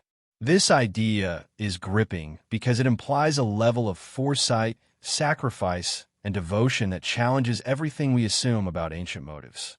As you settle into this soothing journey, crafted to guide you towards sleep or deep reflection, let's explore an enigma that whispers of choices made in the shadow of time. Close your eyes, feel the weight of the earth's embrace, and ask yourself, why would a civilization bury its greatest achievements? This concept is significant because it reframes our understanding of the past, casting ancient peoples not as victims of fate, but as architects of their legacy. The notion that they would hide their cities, temples, walls, and all, suggests a profound awareness of their vulnerability and a determination to protect what mattered most. It's a story that feels both haunting and comforting, like a lullaby sung to preserve a fading memory. It invites us to reconsider the values of those who came before us, to wonder what they deemed worth saving at such a cost.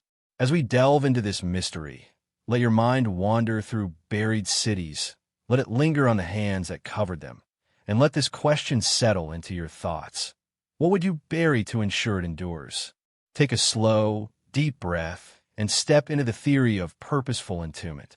The allure of this idea lies in its paradox. We build cities to be seen, to stand as monuments to our existence. Yet, what if the ultimate act of preservation was to hide them, to trust the earth to keep them safe?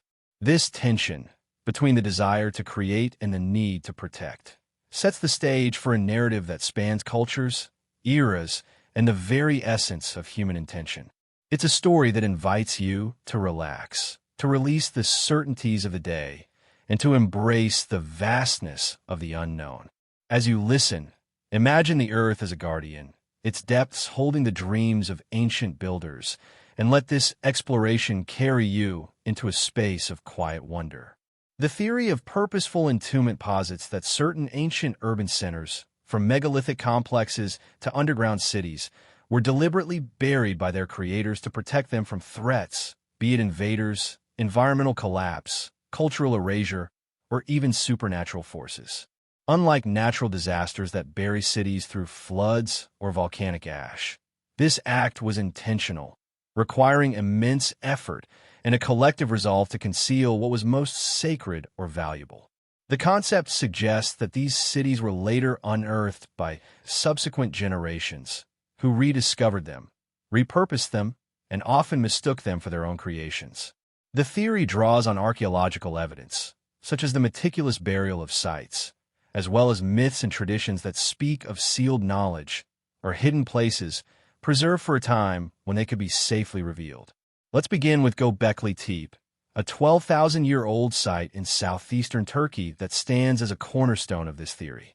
This complex of T-shaped limestone pillars, adorned with intricate carvings of animals and symbols, predates known civilizations by millennia, built by hunter-gatherers thought incapable of such architectural feats. What makes Göbekli Tepe extraordinary is its deliberate burial around 10,000 years ago. Tons of soil and debris were carefully piled over the site, covering its pillars in a process that was not the result of natural sedimentation, but of human effort. The burial was meticulous, with stones placed to protect the structures beneath, suggesting a purposeful act rather than abandonment. Why would a people expend such energy to hide their creation? Some scholars propose it was to safeguard sacred knowledge, perhaps a temple or ritual site, from invaders or desecration. Others suggest it was a response to an impending threat, climate change, societal collapse, or a cultural shift that devalued the site's purpose. An alternative view, aligned with the broader theme of unearthed cities, posits that Göbekli Tepe was not built by those who buried it, but was uncovered by them, revered, and then concealed to preserve its sanctity for future generations. The act of burial, in this context, becomes a gesture of stewardship, entrusting the earth with a legacy too precious to risk. The underground cities of Cappadocia, also in Turkey, offer another compelling example.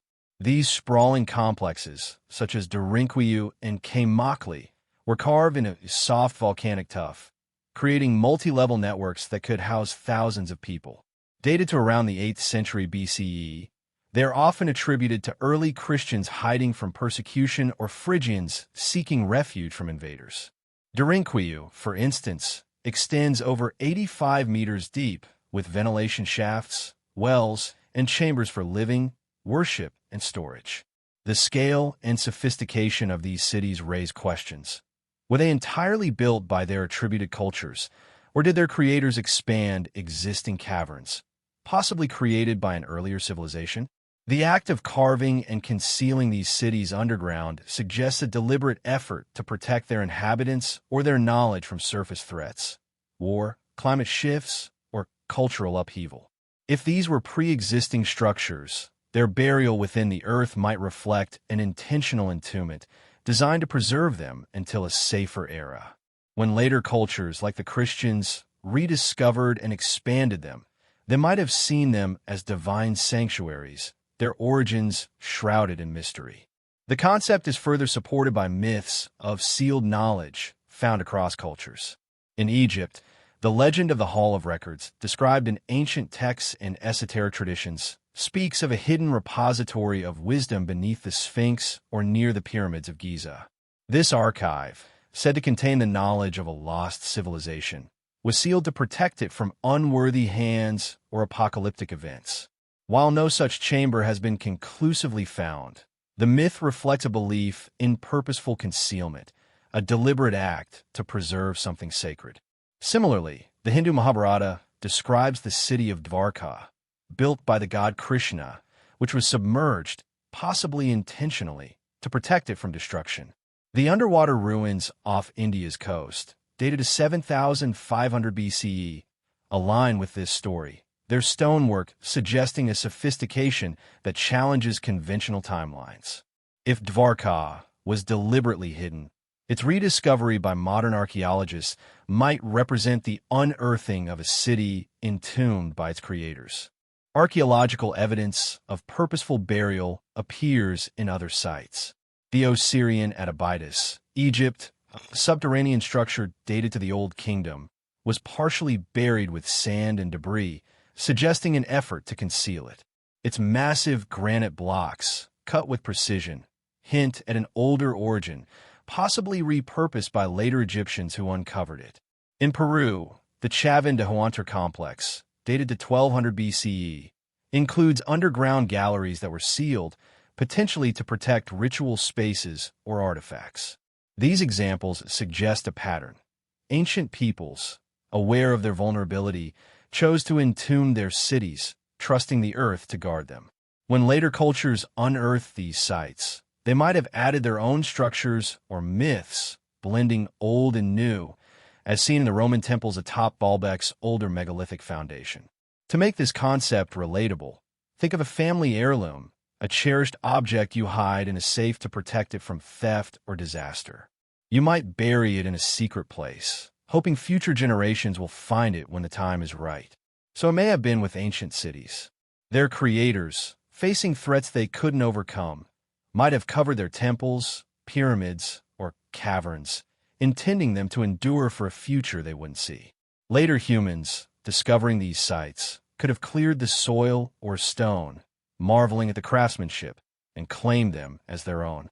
This reframes our ancestors as guardians, not just builders, preserving a legacy they didn't fully understand. The theory also draws on cultural motivations. In many societies, sacred spaces were hidden to maintain their sanctity. The Essenes, a Jewish sect, concealed the Dead Sea Scrolls in caves to protect them from Roman destruction. In Mesoamerica, Mayan cities like Tikal were abandoned and overgrown, possibly to shield them from conquest or cultural erosion. If Göbekli Tepe or Cappadocia cities were buried for similar reasons, their entombment reflects a profound act of faith in the future, a belief that their knowledge or spirit would endure. Geological clues, like the uniform soil layers at Göbekli Tepe or the sealed entrances of Derinkuyu, support the idea of deliberate burial, distinguishing it from natural sedimentation. The theory of purposeful entombment carries implications that resonate through our understanding of legacy, survival, and the fragility of knowledge. At its core, it raises profound questions about what we value and how we protect it. Why would a civilization bury its greatest achievements, its temples, its cities? The act suggests a foresight that is both inspiring and heartbreaking, an awareness that their world was at risk, and a willingness to sacrifice visibility for preservation. The contradiction is haunting. To save something, they hid it from the world, trusting the earth to keep it safe. This tension between creation and concealment challenges our assumption that progress is meant to be visible, that achievements must be displayed to endure. Pause and take a slow breath. What would you bury to protect for the future? knowing you might never see it again. This idea suggests that knowledge is fragile, requiring extreme measures to survive. If ancient peoples entombed their cities to shield them from invaders, climate collapse, or cultural erasure, it implies a vulnerability that mirrors our own. Our digital archives, our libraries, our cities, are they as secure as we think? A single war, disaster, or societal shift could erase them, leaving future generations to unearth our ruins. The theory prompts us to consider our legacy, to ask what we would hide to ensure endures. It's like writing a letter to a distant descendant, sealing it in a vault, hoping they'll find it when the time is right. This perspective is both humbling and motivating, urging us to protect what matters most, even at great cost. Existentially, the theory touches on the nature of survival and sacrifice. The people who buried Göbekli Tepe or Derinkuyu made a choice to prioritize the future over the present, to let their creations fade from view, so they might live on in secret. This act of selflessness challenges our modern focus on immediate gratification, our desire to be seen and remembered. What does it mean to create something you'll never witness in its glory? The mind-bending aspect is the possibility that our ancestors valued legacy over fame, a lesson we might relearn in an age of fleeting digital footprints. It's a reminder that true endurance often requires letting go and trusting the future to those who come after. The implications also reshape our relationship with the past. If cities were deliberately buried, every archaeological dig becomes a dialogue with intention, a search for the motives of those who hid them. Sites dismissed as abandoned, like Chavan de Huantar or the Osirian, gain new significance. They invite us to question established narratives, to wonder whether we've overlooked evidence of purposeful acts. Myths of sealed knowledge, like the Hall of Records or Dvarka's submersion, become historical clues, suggesting that ancient peoples encoded their intentions in stories. This tension between mainstream archaeology and alternative theories encourages a balance of skepticism and curiosity. What if the Earth holds more than ruins? What if it holds messages waiting for us to decipher? Spiritually, the theory evokes awe and reverence. Many buried cities were sacred. Göbekli Tepe's pillars, Derinkuyu's chapels, Dvarka's temples, designed to connect with the divine or the cosmos. If entombed deliberately, their creators might have seen the act as a sacred duty, a pact with the earth to guard their holiest places. When unearthed, these sites likely inspired wonder, their perfection attributed to gods or ancestors. This raises questions about our own connection to the sacred. Do we still create with such devotion, or have we lost the sense of purpose that drove such sacrifices? The earth, with its hidden cities, becomes a sanctuary of meaning, a reminder that some things are worth protecting at any cost. Practically, this theory reshapes how we approach archaeology and preservation. If cities were buried intentionally, we might need to look for signs of human effort: uniform soil layers, sealed entrances, or protective structures. Techniques like ground-penetrating radar or isotopic analysis could reveal these acts, while myths might guide us to new sites. The Essene scrolls or Mayan codices suggest a tradition of concealment, urging us to search for similar caches. By integrating science and folklore, we could uncover cities that were hidden, not lost, their secrets preserved for us to find. The theory also has modern relevance. As we face climate change, conflict, and cultural shifts, we grapple with how to protect our knowledge and heritage. Digital archives are vulnerable to cyber attacks, physical structures to disasters. If ancient peoples buried their cities, what can we learn from their foresight? This perspective urges us to create resilient systems, to document our culture, and to consider what we'd hide for future generations. It's a call to think beyond our lifetime, to act as stewards of a legacy that might outlast us. As you listen, let these implications settle into your mind like soil over sacred stones. The theory of purposeful entombment is more than a hypothesis.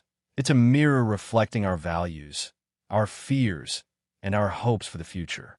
It's a reminder that the past is a living enigma, written in earth and intention, waiting for us to uncover. Take a slow, deep breath, and let this question linger. If you could hide one thing for the future, what would it be and why?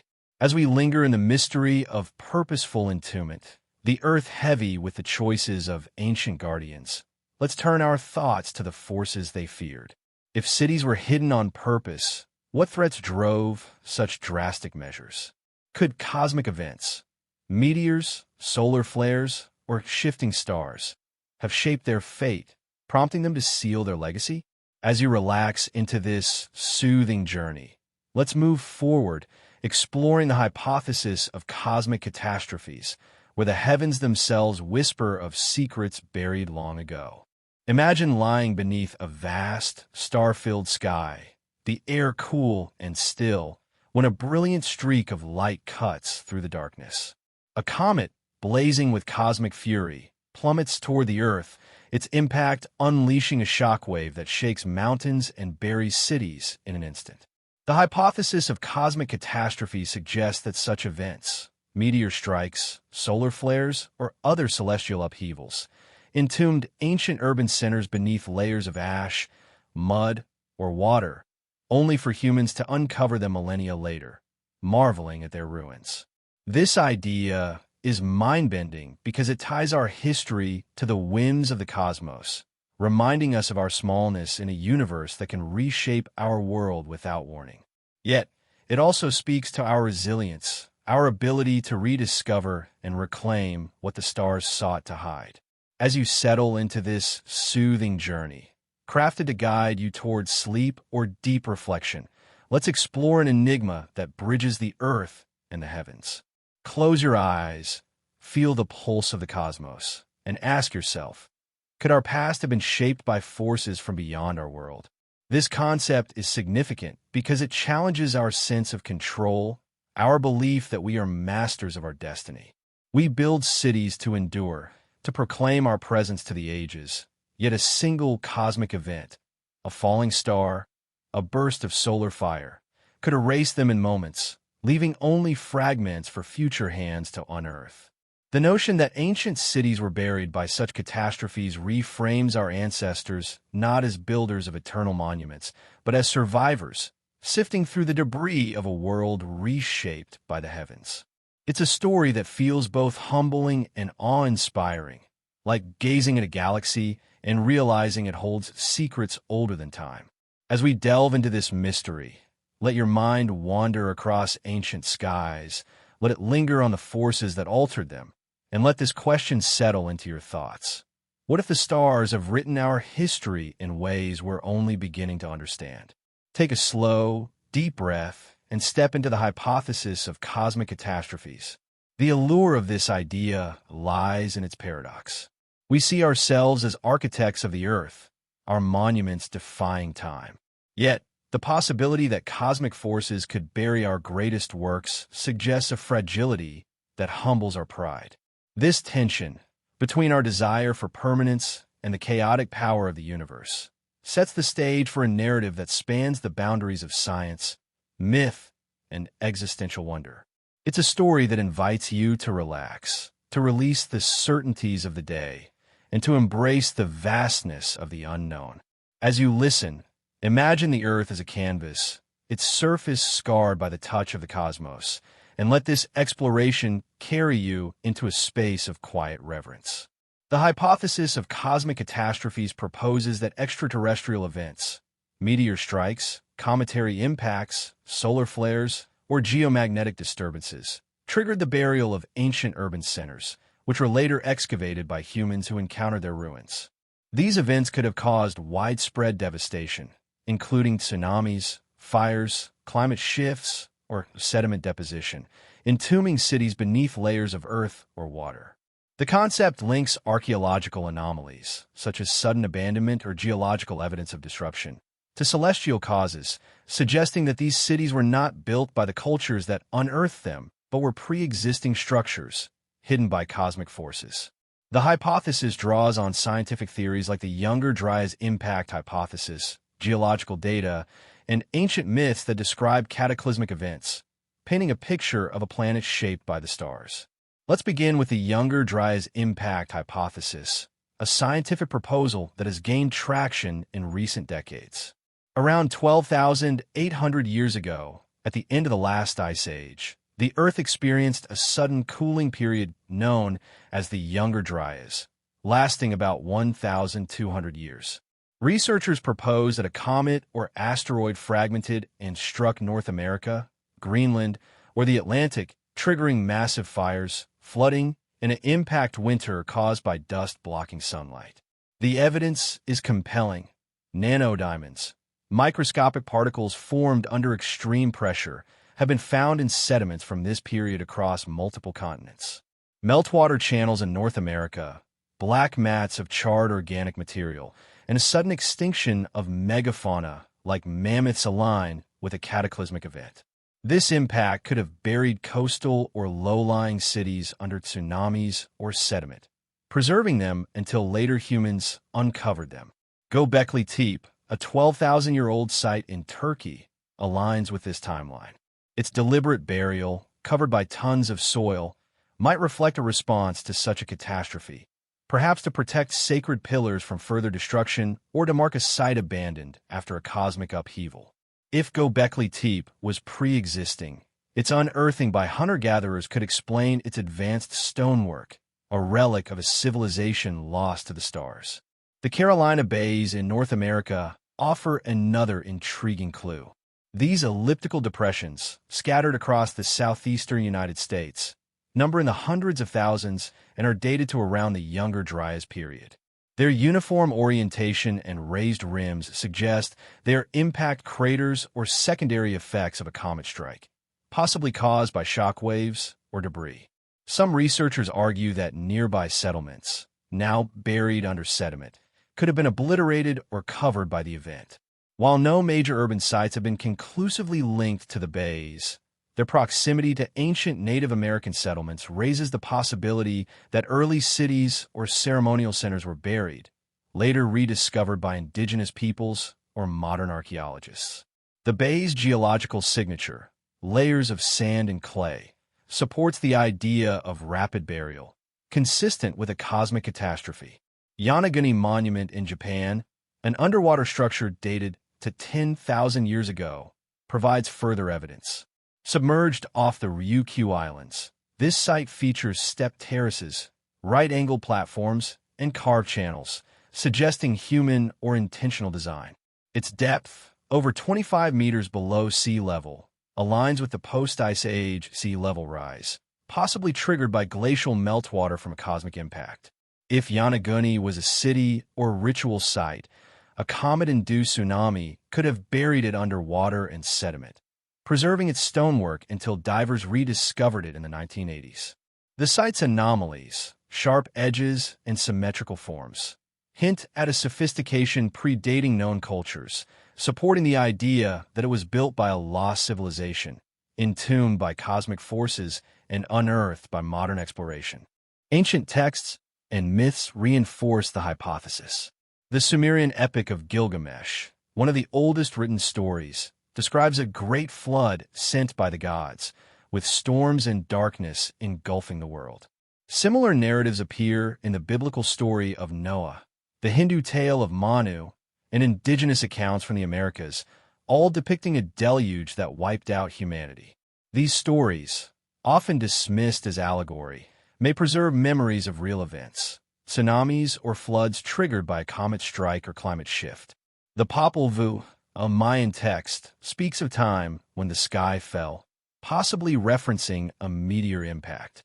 If these myths describe cosmic catastrophes, they suggest that ancient cities were buried in their wake, their rediscovery by later cultures inspiring tales of divine wrath or lost worlds. Archaeological sites often show signs of sudden abandonment, consistent with a catastrophic event. Mohenjo-daro in Pakistan, part of the Indus Valley Civilization, was abandoned around 1900 BCE, with evidence of flooding and sediment buildup. Some researchers speculate that a meteor impact or climate shift caused regional upheaval, burying parts of the city. In the Mediterranean, The Minoan city of Akrotiri on Santorini was buried by a volcanic eruption around 1600 BCE, possibly linked to cosmic activity like a solar flare destabilizing tectonic plates. While not all abandonments tied directly to extraterrestrial causes, the pattern, cities sealed under mud, ash, or water, aligns with the hypothesis, suggesting cosmic events played a role in their burial. To make this concept relatable, think of a sudden storm destroying a garden you've tended for years. The winds scatter your plants, the rain buries them in mud, and all that remains is a faint outline beneath the soil. Centuries later, someone might dig and find your work, puzzled by its origins. So it may have been with ancient cities. A comet's impact, a solar flare's disruption, or a resulting tsunami could have buried urban centers in hours, their streets and temples sealed by the earth. Later humans, uncovering these ruins, might have cleared the debris, added their own structures, and claimed the sites as theirs. This reframes our ancestors as archaeologists of the cosmos, rediscovering a world reshaped by the stars. Geological evidence bolsters the hypothesis. Impact markers like shocked quartz and iridium layers, associated with meteor strikes, appear in sediments from the Younger Dryas. Sedimentary deposits at Göbekli Tepe in Yonaguni suggest rapid burial by water or mud, while charred layers at sites like Tel Abu Hurera in Syria indicate fires consistent with an impact. These clues point to a volatile planet, its history punctuated by cosmic interventions that hid cities from view, only for humans to unearth them later. The hypothesis of cosmic catastrophes carries implications that resonate through our understanding of history, vulnerability, and our place in the universe. At its core, it underscores our fragility, the reality that a single cosmic event, a meteor, a solar flare, could erase our cities, our culture, our very existence. We build monuments to last forever, from pyramids to skyscrapers. Yet the stars hold power beyond our control, capable of reshaping our world in an instant. This contradiction is stark. We strive for permanence, yet we live on a planet at the mercy of the cosmos. Pause and reflect. How does it feel to inhabit a world so fragile, where the heavens could rewrite our story overnight?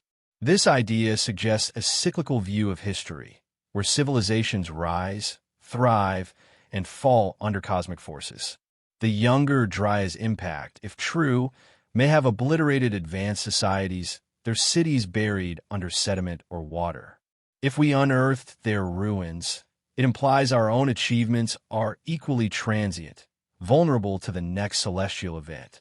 The Chicxulub impact, which ended the dinosaurs 66 million years ago, is a stark reminder of this power. Could a smaller but still devastating strike shape our future? This cyclical perspective challenges our linear pride, raising existential questions. Are we survivors of a galactic lottery, our existence a fluke in a chaotic universe? Or are we resilient, destined to rebuild from the ashes of cosmic upheaval? The existential implications are profound. If our history is shaped by forces beyond our control, what is our place in the cosmos? We see ourselves as masters of the earth, yet we may be players in a larger drama. Our cities mere props on a stage set by the stars.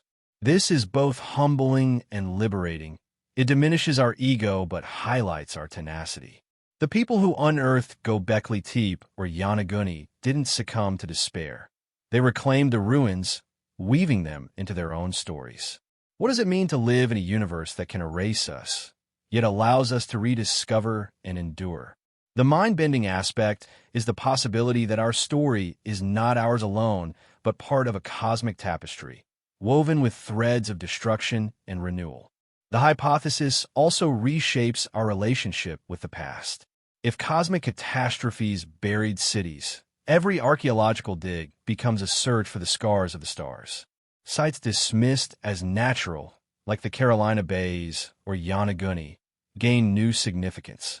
They invite us to question established timelines, to wonder whether we've overlooked evidence of celestial events. Myths of floods, falling skies, or divine wrath become historical clues, suggesting that ancient peoples witnessed these catastrophes and encoded them in stories. This tension between science and folklore encourages a balance of rigor and imagination. What if the heavens have left their mark on our history, waiting for us to read it? Spiritually, the hypothesis evokes awe and humility. Many buried cities, Göbekli Tepe, Akrotiri, Dvarka, were sacred spaces, their designs tied to the cosmos.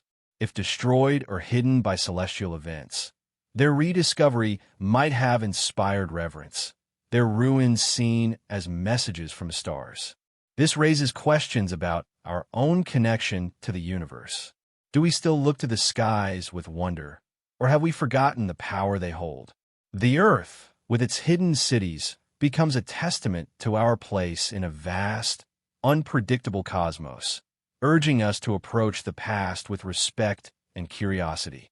Practically, this theory reshapes how we approach science and archaeology. If cosmic events buried cities, we might need to search for impact markers, iridium, nanodiamonds, or shocked quartz in sedimentary layers. Techniques like paleomagnetism or isotopic analysis could reveal solar flare activity, while satellite imagery might identify buried craters. Myths, too, become guides. Stories of floods or falling stars could lead to new sites. By integrating geology, astronomy, and folklore, we could uncover cities lost to the stars, their secrets preserved in the Earth's embrace. The hypothesis also has modern relevance. As we monitor near-Earth asteroids and study solar activity, we face the same risks that may have buried ancient cities. A meteor strike or coronal mass ejection could disrupt our infrastructure, burying our digital age in silence. This perspective urges us to prepare through asteroid deflection, resilient systems, or knowledge preservation, while reminding us of our shared fate with those who came before. If they endured cosmic catastrophes, so might we, unearthing our own ruins to rebuild. As you listen, let these implications settle into your mind like stardust on ancient stones. The hypothesis of cosmic catastrophes is more than a theory. It's a mirror reflecting our fragility, our resilience, and our connection to the cosmos. It's a reminder that the past is a living enigma, written in earth and sky, waiting for us to unravel. Take a slow, deep breath and let this question linger. If the stars have shaped our history, what might they hold for our future? As we linger in the shadow of cosmic catastrophes, the Earth scarred by the touch of the stars, let's turn our thoughts to the stories that endured. If celestial events buried cities, could ancient myths hold clues to their fate, preserving memories of lost worlds? As you relax into this soothing journey, let's move forward, exploring the mythologies of lost worlds, where the whispers of the past echo through time. Imagine sitting by a flickering fire, the night sky stretching endlessly above, as an elder's voice weaves a tale of a golden age, a city of shimmering spires, lost to time, swallowed by the sea, or hidden beneath the earth.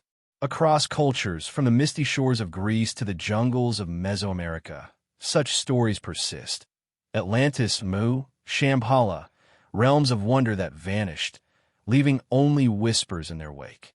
What if these myths are not mere fantasies but echoes of real cities, buried by catastrophe and later unearthed by their descendants, who wove their discoveries into tales of gods and lost utopias?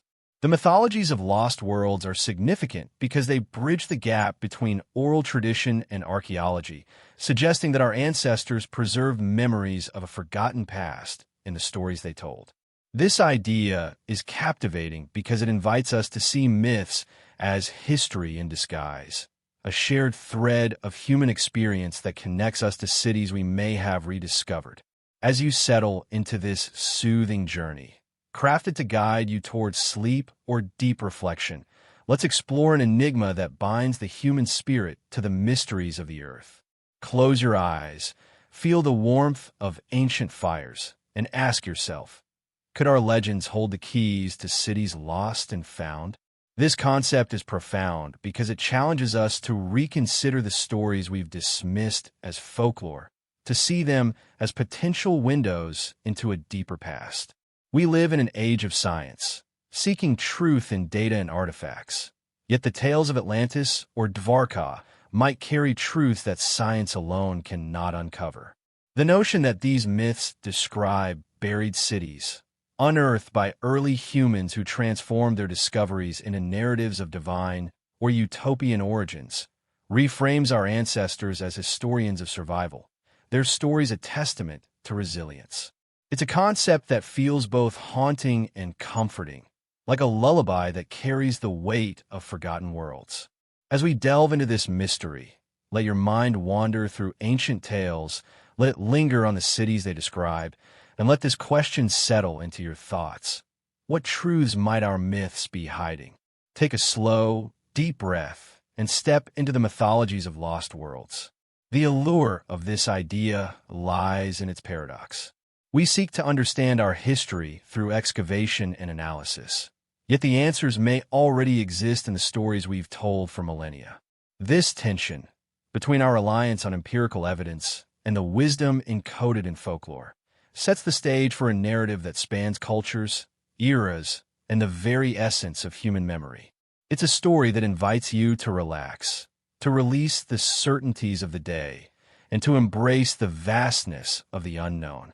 As you listen, imagine the earth as a storyteller, its myths the echoes of cities buried and reborn, and let this exploration carry you into a space of quiet wonder.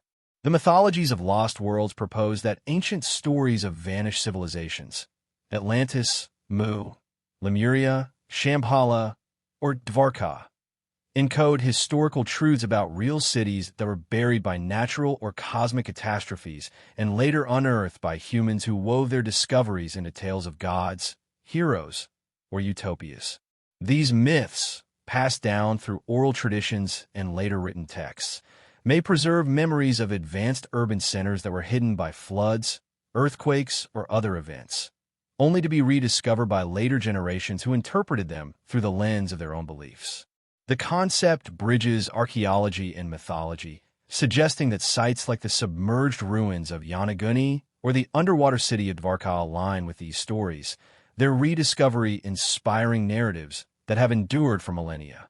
The idea is that early humans, encountering these ruins, lacked the context to understand their origins, so they crafted myths to explain their grandeur, preserving their memory in the collective consciousness. Let's begin with Atlantis, the most famous of lost world myths, described by the Greek philosopher Plato in his dialogues Timaeus and Critias around 360 BCE. Plato recounts a tale from Egyptian priests about a powerful island civilization, rich in resources and advanced in technology, that thrived 9,000 years before his time. Atlantis, located beyond the Pillars of Hercules, likely the Strait of Gibraltar, was said to have been destroyed in a single day and night by earthquakes and floods, sinking beneath the sea.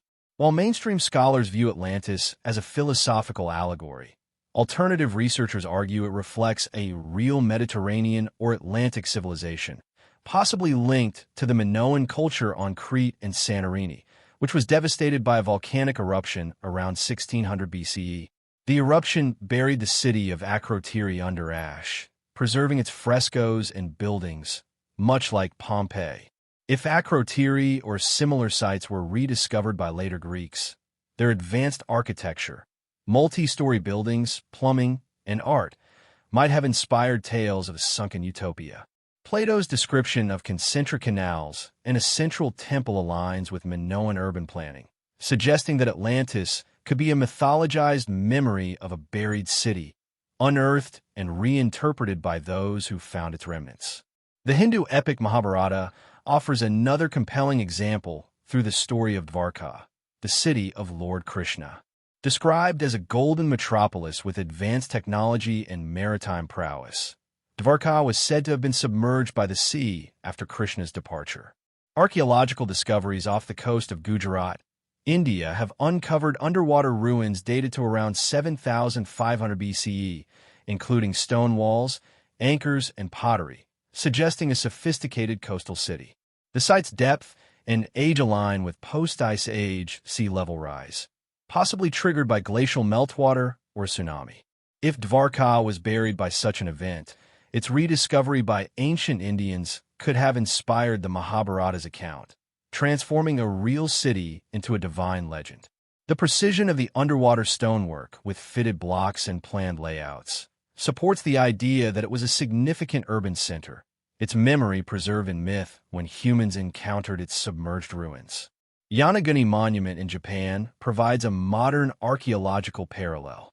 Discovered in the 1980s off the Ryukyu Islands, this underwater structure, dated to 10,000 years ago, features stepped terraces, right-angled platforms, and carved channels, suggesting intentional design. Submerged when sea levels rose at the end of the last ice age, Yonaguni aligns with myths of Mu, a Pacific lost continent described in 19th century esoteric texts and linked to Polynesian legends of sunken lands. While mainstream archaeology debates whether Yonaguni is natural or man-made, its symmetry and scale suggest a ceremonial or urban site, possibly buried by a tsunami or rising waters. If early Pacific peoples encountered its remnants, they might have woven tales of a lost paradise, much like Mu, to explain its grandeur. The site's rediscovery by divers mirrors the process of unearthing, where ancient ruins spark stories that endure through generations. Other myths reinforce the concept. The Tibetan legend of Shambhala, a hidden kingdom of wisdom, speaks of a city concealed in the Himalayas, accessible only to the pure. While often interpreted spiritually, some researchers link Shambhala to real archaeological sites, like the Buddhist complexes of Taxila or Bamiyan, which were partially buried by invasions or earthquakes. If rediscovered by later pilgrims, these sites' sophistication, intricate stupas, advanced irrigation, could have inspired tales of a utopian realm. In Mesoamerica, the Mayan Popol Vuh describes a time when the gods built great cities before humanity, possibly reflecting sites like Teotihuacan, which was abandoned around 550 CE and later revered by the Aztecs as a divine creation. The Aztecs, encountering its massive pyramids, wove myths of gods like Quetzalcoatl, preserving the memory of a buried city they didn't build. Archaeological evidence supports the idea that myths encode history. The submerged ruins of Pavlopetri, off Greece, dated to 3000 BC, align with tales of sunken cities in Mediterranean folklore, their stone streets and tombs suggesting a thriving port buried by earthquakes or tsunamis. In Egypt, the Osirian Abydos, a subterranean structure with megalithic blocks, was partially buried, possibly inspiring legends of hidden wisdom like the Hall of Records.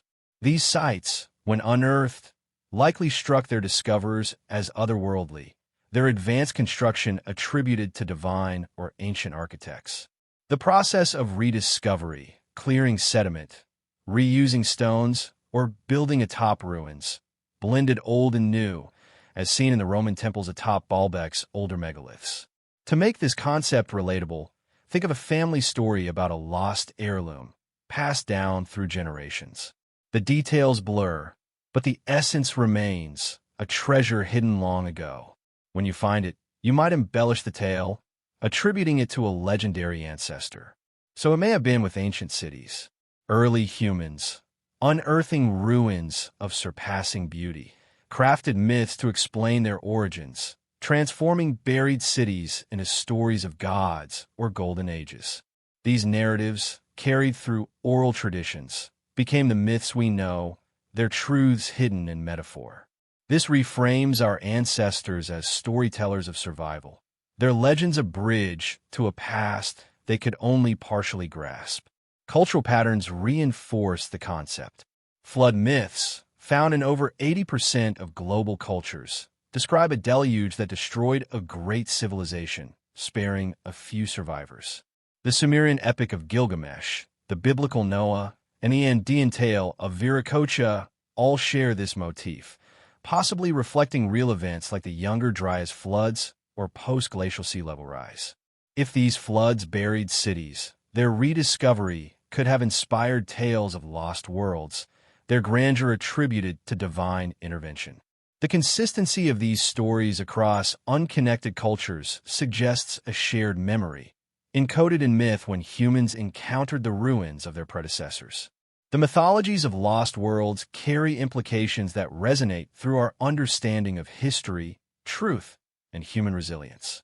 At its core, this concept challenges our dismissal of ancient stories as mere fantasy, suggesting that folklore may hold keys to understanding our past.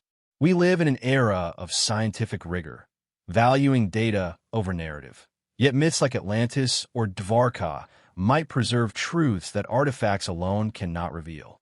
This contradiction is profound. We seek answers in the ground, yet the stories we've told for millennia may already hold them. This tension between empirical evidence and the wisdom of oral tradition urges us to reconsider how we define truth, to see myths as partners to science rather than rivals. Pause and ponder. What stories have we overlooked, dismissing them as fiction when they might be history in disguise? This idea suggests that our ancestors were storytellers of survival, weaving tales to pass down warnings of lost worlds. If myths encode the memory of buried cities, they reflect a resilience that defines humanity, the ability to preserve meaning through catastrophe. The people who told of Atlantis or Shambhala didn't just mourn their loss. They ensured their memory endured, embedding them in narratives that survived millennia. This raises existential questions. What does it mean to be a keeper of stories, a guardian of a past we didn't witness?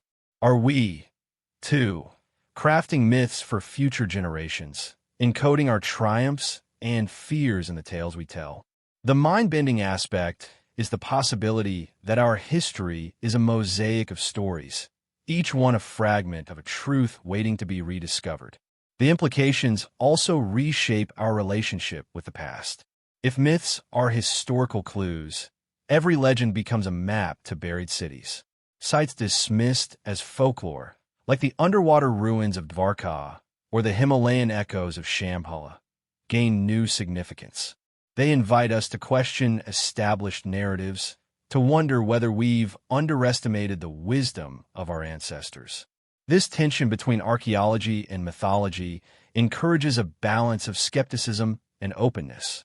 What if the stories we've relegated to bedtime tales are guides to real places, waiting for us to find them? The possibility that our legends hold truths challenges us to listen more closely, to see the past as a dialogue between science and story. Spiritually, the concept evokes awe and connection. Many lost world myths, Atlantis as a divine hub, Dvarka as Krishna's city, describe sacred spaces, their lost tied to cosmic or moral failure. When unearthed, these cities likely inspired reverence, their grandeur attributed to gods or enlightened beings. This raises questions about our own connection to the sacred. Do we still tell stories that imbue our world with meaning, or have we lost the art of myth-making? The earth, with its hidden cities, becomes a repository of spiritual memory, urging us to approach the past with wonder. It's a call to see myths not as relics, but as living bridges to a deeper truth. Practically, this theory reshapes how we approach archaeology and anthropology. If myths encode history, we might use them to guide excavations, seeking sites described in legends like Shambhala or Mu. Techniques like satellite imagery or underwater sonar could reveal submerged or buried cities, while textual analysis might uncover patterns in flood myths. The discovery of Troy, once thought mythical, shows the power of myths as historical clues. Heinrich Schliemann used Homer's Iliad to find it in the 19th century.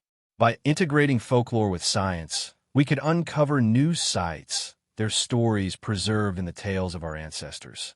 The theory also has modern relevance. As we face climate change, technological disruption, and cultural shifts, we're creating our own myths, stories of progress, collapse, or hope. If our cities were buried, what tales would future generations tell? Would they see our skyscrapers as divine, our internet as a lost oracle? This perspective urges us to craft stories that endure, to preserve our knowledge in ways that transcend catastrophe. It's a call to be mindful storytellers, ensuring our legacy lives on in the myths of tomorrow. As you listen, let these implications settle into your mind like embers from an ancient fire. The mythologies of lost worlds are more than stories. They're a mirror reflecting our resilience, our curiosity, and our connection to the past. They're a reminder that the earth holds truths in its stories, waiting for us to listen. Take a slow, deep breath and let this question linger. What stories will future generations tell about us, and what truths will they uncover in our myths? As we linger in the echoes of lost world mythologies, their tales weaving through the fabric of time, let's turn our thoughts to the evidence beneath our feet. If myths hint at buried cities, what clues does the earth itself hold? Could geological traces, sediment, erosion, or ancient scars reveal the secrets of these lost worlds? As you relax into this soothing journey, let's move forward, exploring the geological clues that suggest cities were buried, where the Earth's own story speaks of mysteries waiting to be uncovered. Picture yourself standing on a windswept plain, the ground beneath your feet a tapestry of dust and stone, stretching toward the horizon. You kneel, brushing away the soil, and find a fragment of carved rock, its edges worn but precise, hinting at a city long forgotten. The earth is a silent witness, its layers holding secrets like pages in an ancient book, each one inscribed with the story of a world that came before. Geological clues suggest that many ancient cities were buried under sediment, ash, or water, sealed away by the planet's relentless forces, only to be unearthed by curious humans who marveled at their rediscovery. This idea is gripping because it transforms the ground beneath us into a time capsule, a vault of truths waiting to be revealed. As you settle into this soothing journey, crafted to guide you towards sleep or deep reflection, let's explore an enigma that binds the Earth's history to our own.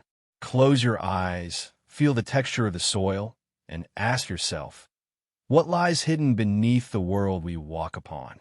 This concept is significant because it reframes the Earth not as a passive backdrop, but as an active force that shapes human history. We build cities to defy time, to etch our presence into the landscape. Yet the planet has the power to swallow them whole, preserving them in its depths until future hands uncover their secrets.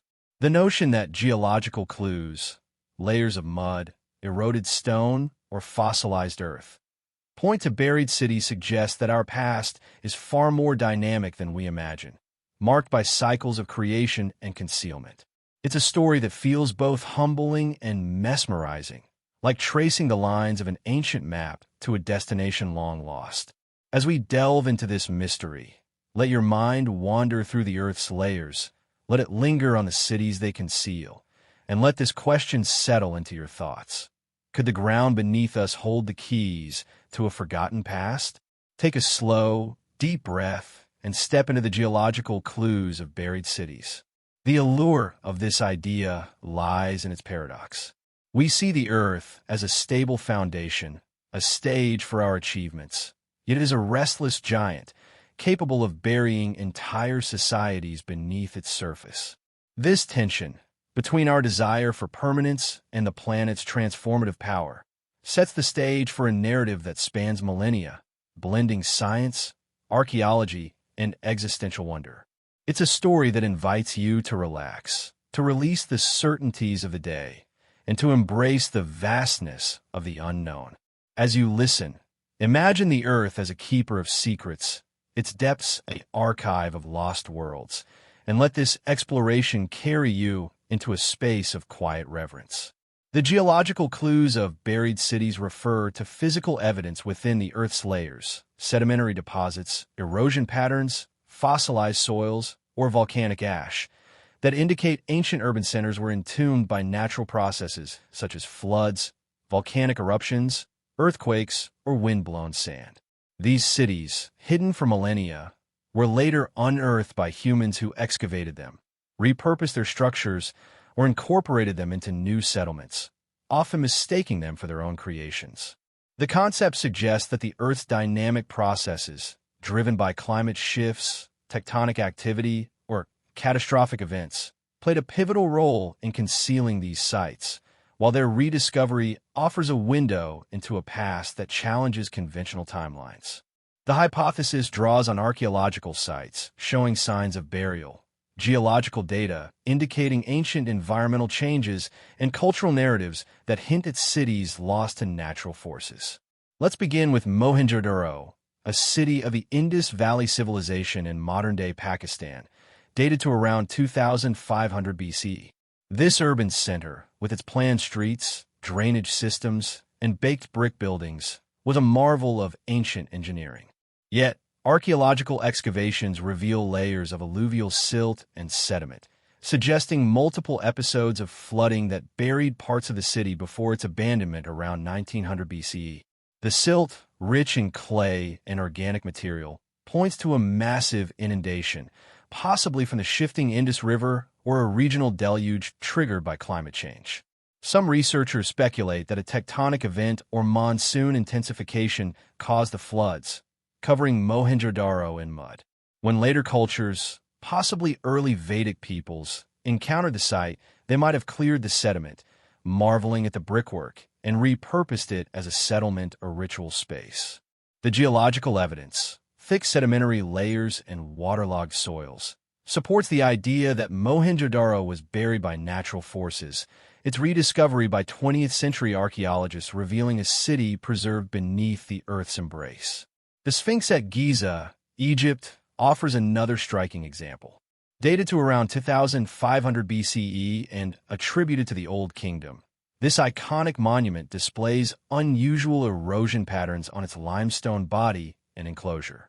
Unlike the wind-driven sand erosion typical of Egypt's modern arid climate, the Sphinx shows vertical striations and undulating patterns suggestive of heavy rainfall, consistent with a wetter climate that prevailed in the Sahara around 10,000 to 5,000 years ago. Geologist Robert Schoch argues that this water erosion indicates the Sphinx, or its foundation, predates the pharaohs, possibly built by an earlier civilization during a period of intense rainfall. If so, subsequent climate shifts, desertification, and wind-blown sand could have buried the site, with the Egyptians later excavating and reshaping it. The geological clue here is the erosion itself, a testament to a time when water sculpted the landscape, potentially covering a city or complex that the Egyptians rediscovered and claimed as their own. The nearby pyramids, with their precise granite blocks, might also belong to this older layer, unearthed and integrated into the Giza Plateau's sacred landscape. Pavlopetri, a submerged city off the coast of Greece, provides further evidence. Dated to around 3000 BCE, this Bronze Age port features stone streets, tombs, and buildings, all preserved underwater in the Mediterranean.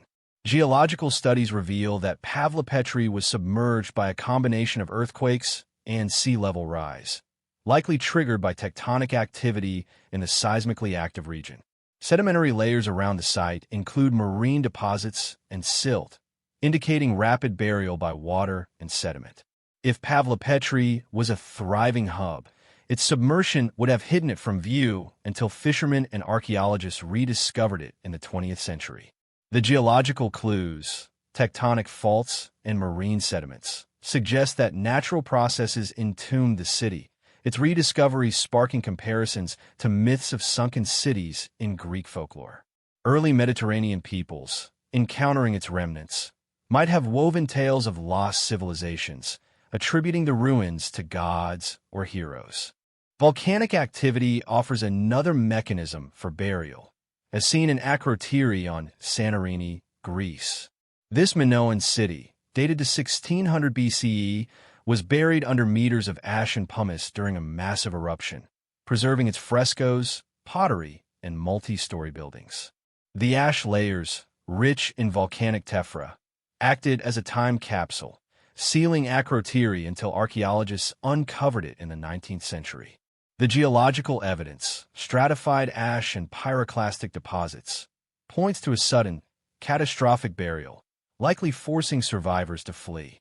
If later Minoans or Greeks rediscovered the site, its advanced architecture, plumbing, vibrant art, might have inspired myths of a golden age, akin to Plato's Atlantis. The preservation of Akrotiri underscores how volcanic activity can entomb cities, their unearthing revealing a past that challenges our assumptions about ancient capabilities. Wind-blown sand is another burial mechanism, particularly in desert regions. The city of Ubar in Oman, often linked to the Quranic Iram of the Pillars, was a trade hub buried by shifting dunes, likely during a period of desertification around 100 CE. Ground-penetrating radar and satellite imagery have revealed structures beneath the sand, with sedimentary layers indicating Aeolian, wind-driven deposition. When Bedouin or early Islamic peoples encountered Ubar's ruins, they might have cleared the sand, using the site as a waypoint, and woven tales of a lost city of wealth. The geological clue, thick sand layers, suggests that environmental changes hid Ubar, its rediscovery in the 1990s confirming legends preserved in Arabian folklore. To make this concept relatable, think of a childhood toy buried in a sandbox. You might forget it for years, but digging later reveals it, worn but intact, sparking memories of play. So it may have been with ancient cities. Floods, ash, or sand covered them, preserving their streets and temples until humans, driven by curiosity or necessity, unearthed them. These discoverers, lacking context, might have repurposed the ruins, adding new walls, carving new symbols, or left them as sacred sites, their origins a mystery. This reframes our ancestors as explorers, not just builders, uncovering a past they could only partially comprehend.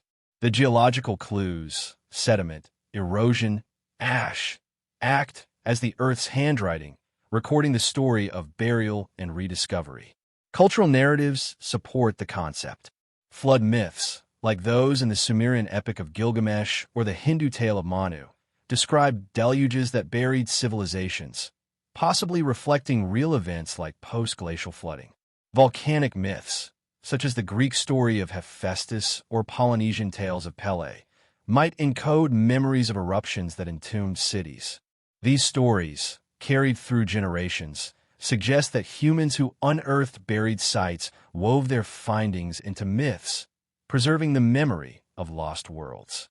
The consistency of burial motifs across cultures points to a shared experience, encoded in folklore when ruins were rediscovered. The geological clues of buried cities carry implications that ripple through our understanding of history, the planet, and our place within it. At its core, this concept challenges our timeline of civilization, suggesting that the Earth has been far more dynamic than we assume, reshaping human history through cycles of burial and rediscovery. If cities like Mohenjo-daro or the Sphinx were buried by ancient floods or climate shifts, it implies that advanced societies may have thrived earlier than we believe, their remnants hidden until later cultures unearthed them. This is unsettling. We view the Earth as a stable foundation, yet can swallow entire societies, preserving them like fossils for future eyes. Pause and consider. What other civilizations might lie beneath the soil we walk on, waiting to rewrite our history? This idea suggests a cyclical view of history, where human achievements are vulnerable to the planet's whims. The Younger Dryas period, around 12,800 years ago, brought rapid climate change, possibly flooding coastal cities like Yonaguni. If these were unearthed, it implies our own cities are equally transient, at risk from rising seas, volcanic eruptions, or desertification. The geological record, sediment layers, erosion patterns, shows a planet in constant flux, its surface a palimpsest of creation and destruction. This cyclical perspective challenges our linear pride, raising existential questions. Will our skyscrapers be buried, unearthed by future generations who marvel at our ruins? Are we builders of eternal legacies, or fleeting visitors on a restless Earth? The contradiction at the heart of this concept is stark.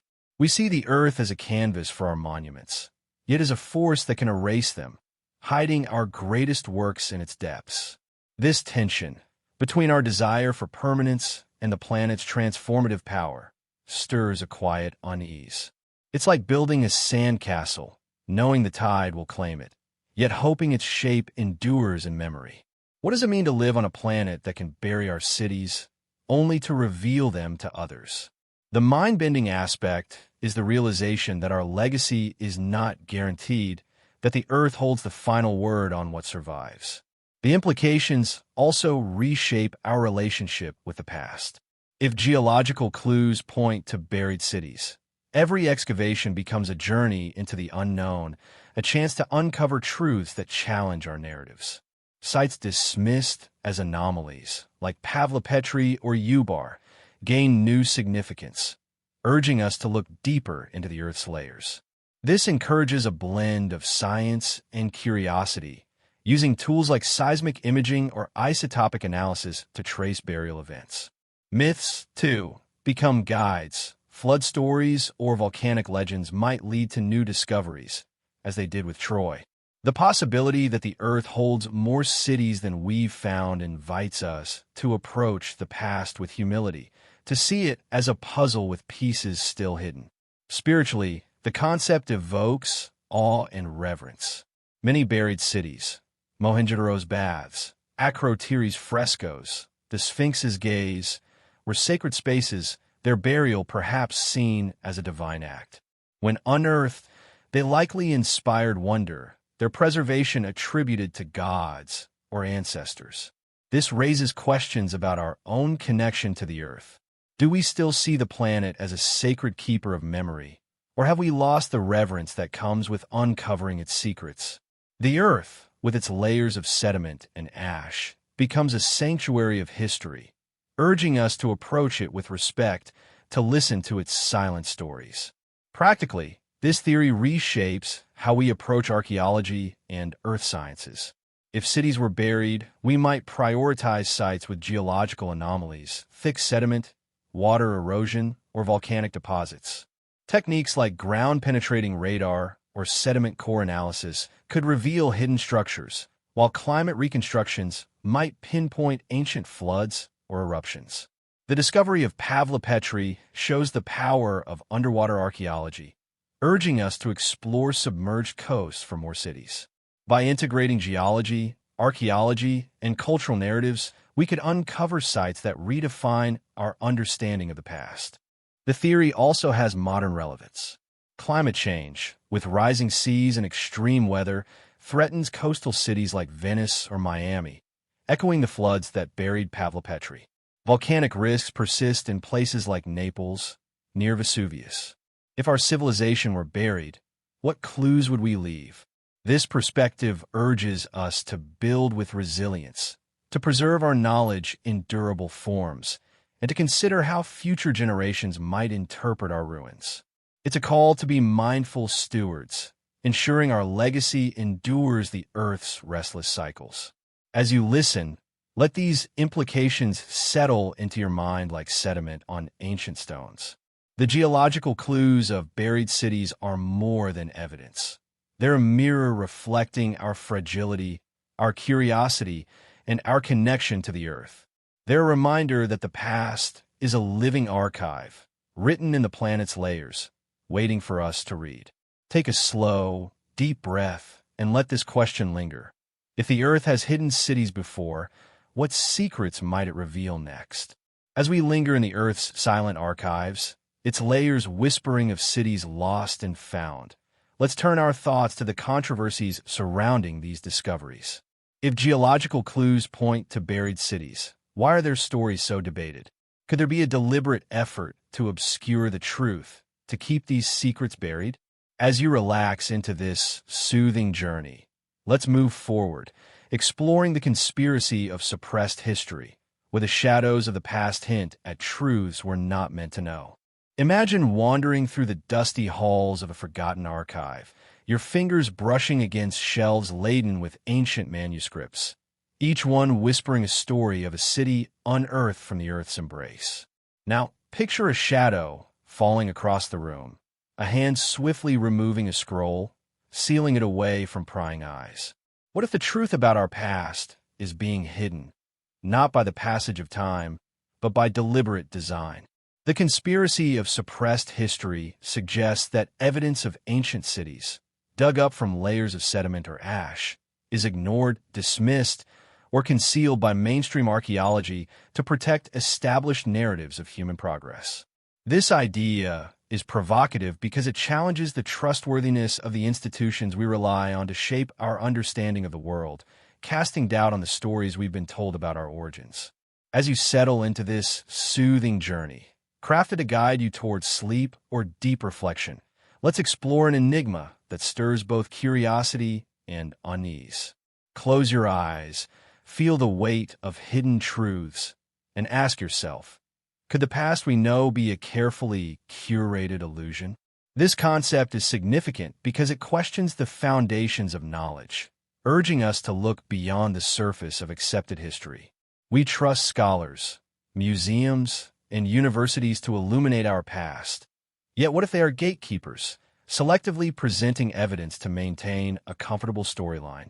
The notion that discoveries of unearthed cities, potentially built by advanced or pre-human civilizations, are suppressed reframes our relationship with truth, suggesting that our history might be a puzzle with pieces deliberately withheld. It's a story that feels both unsettling and liberating, like a whisper in the dark that promises secrets waiting to be uncovered.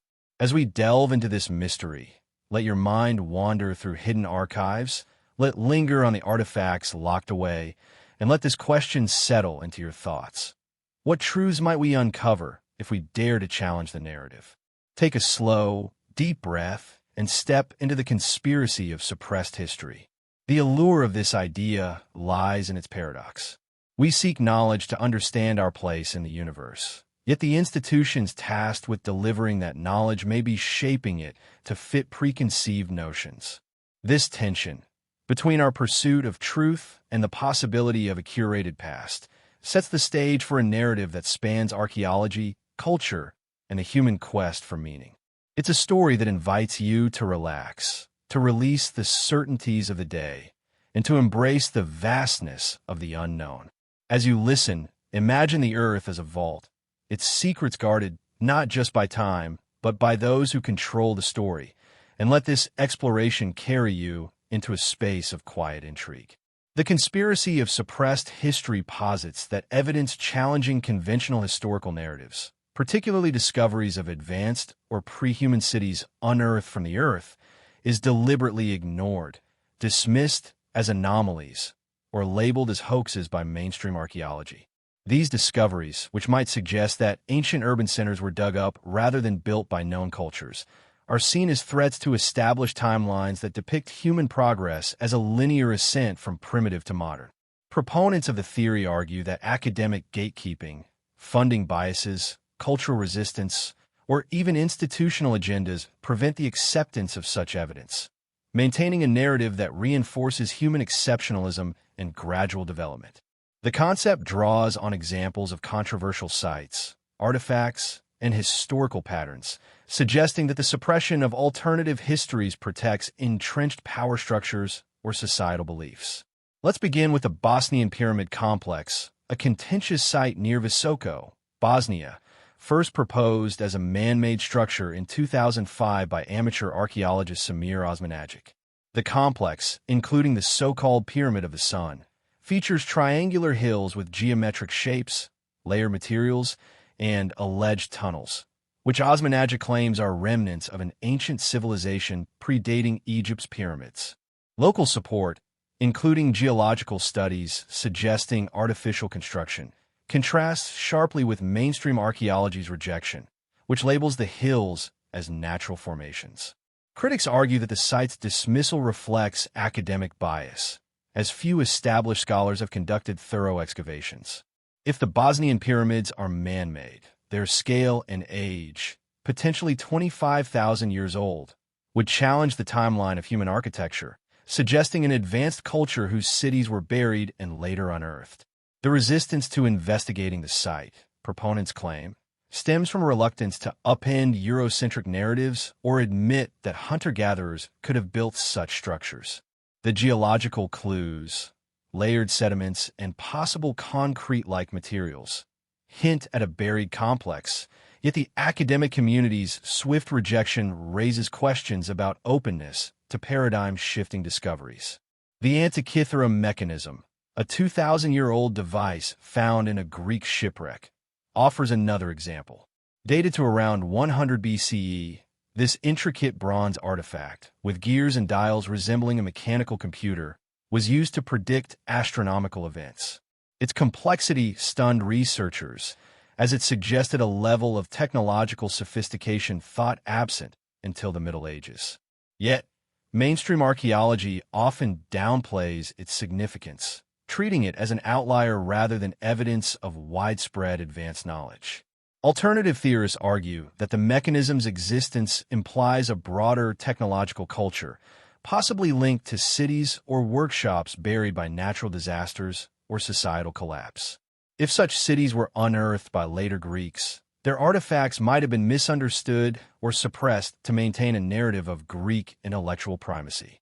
The reluctance to explore similar finds, proponents claim, reflects a bias toward viewing ancient peoples as less advanced, preserving a linear view of progress. The submerged ruins of Yonaguni, off Japan's Ryukyu Islands, provide further fuel for the theory.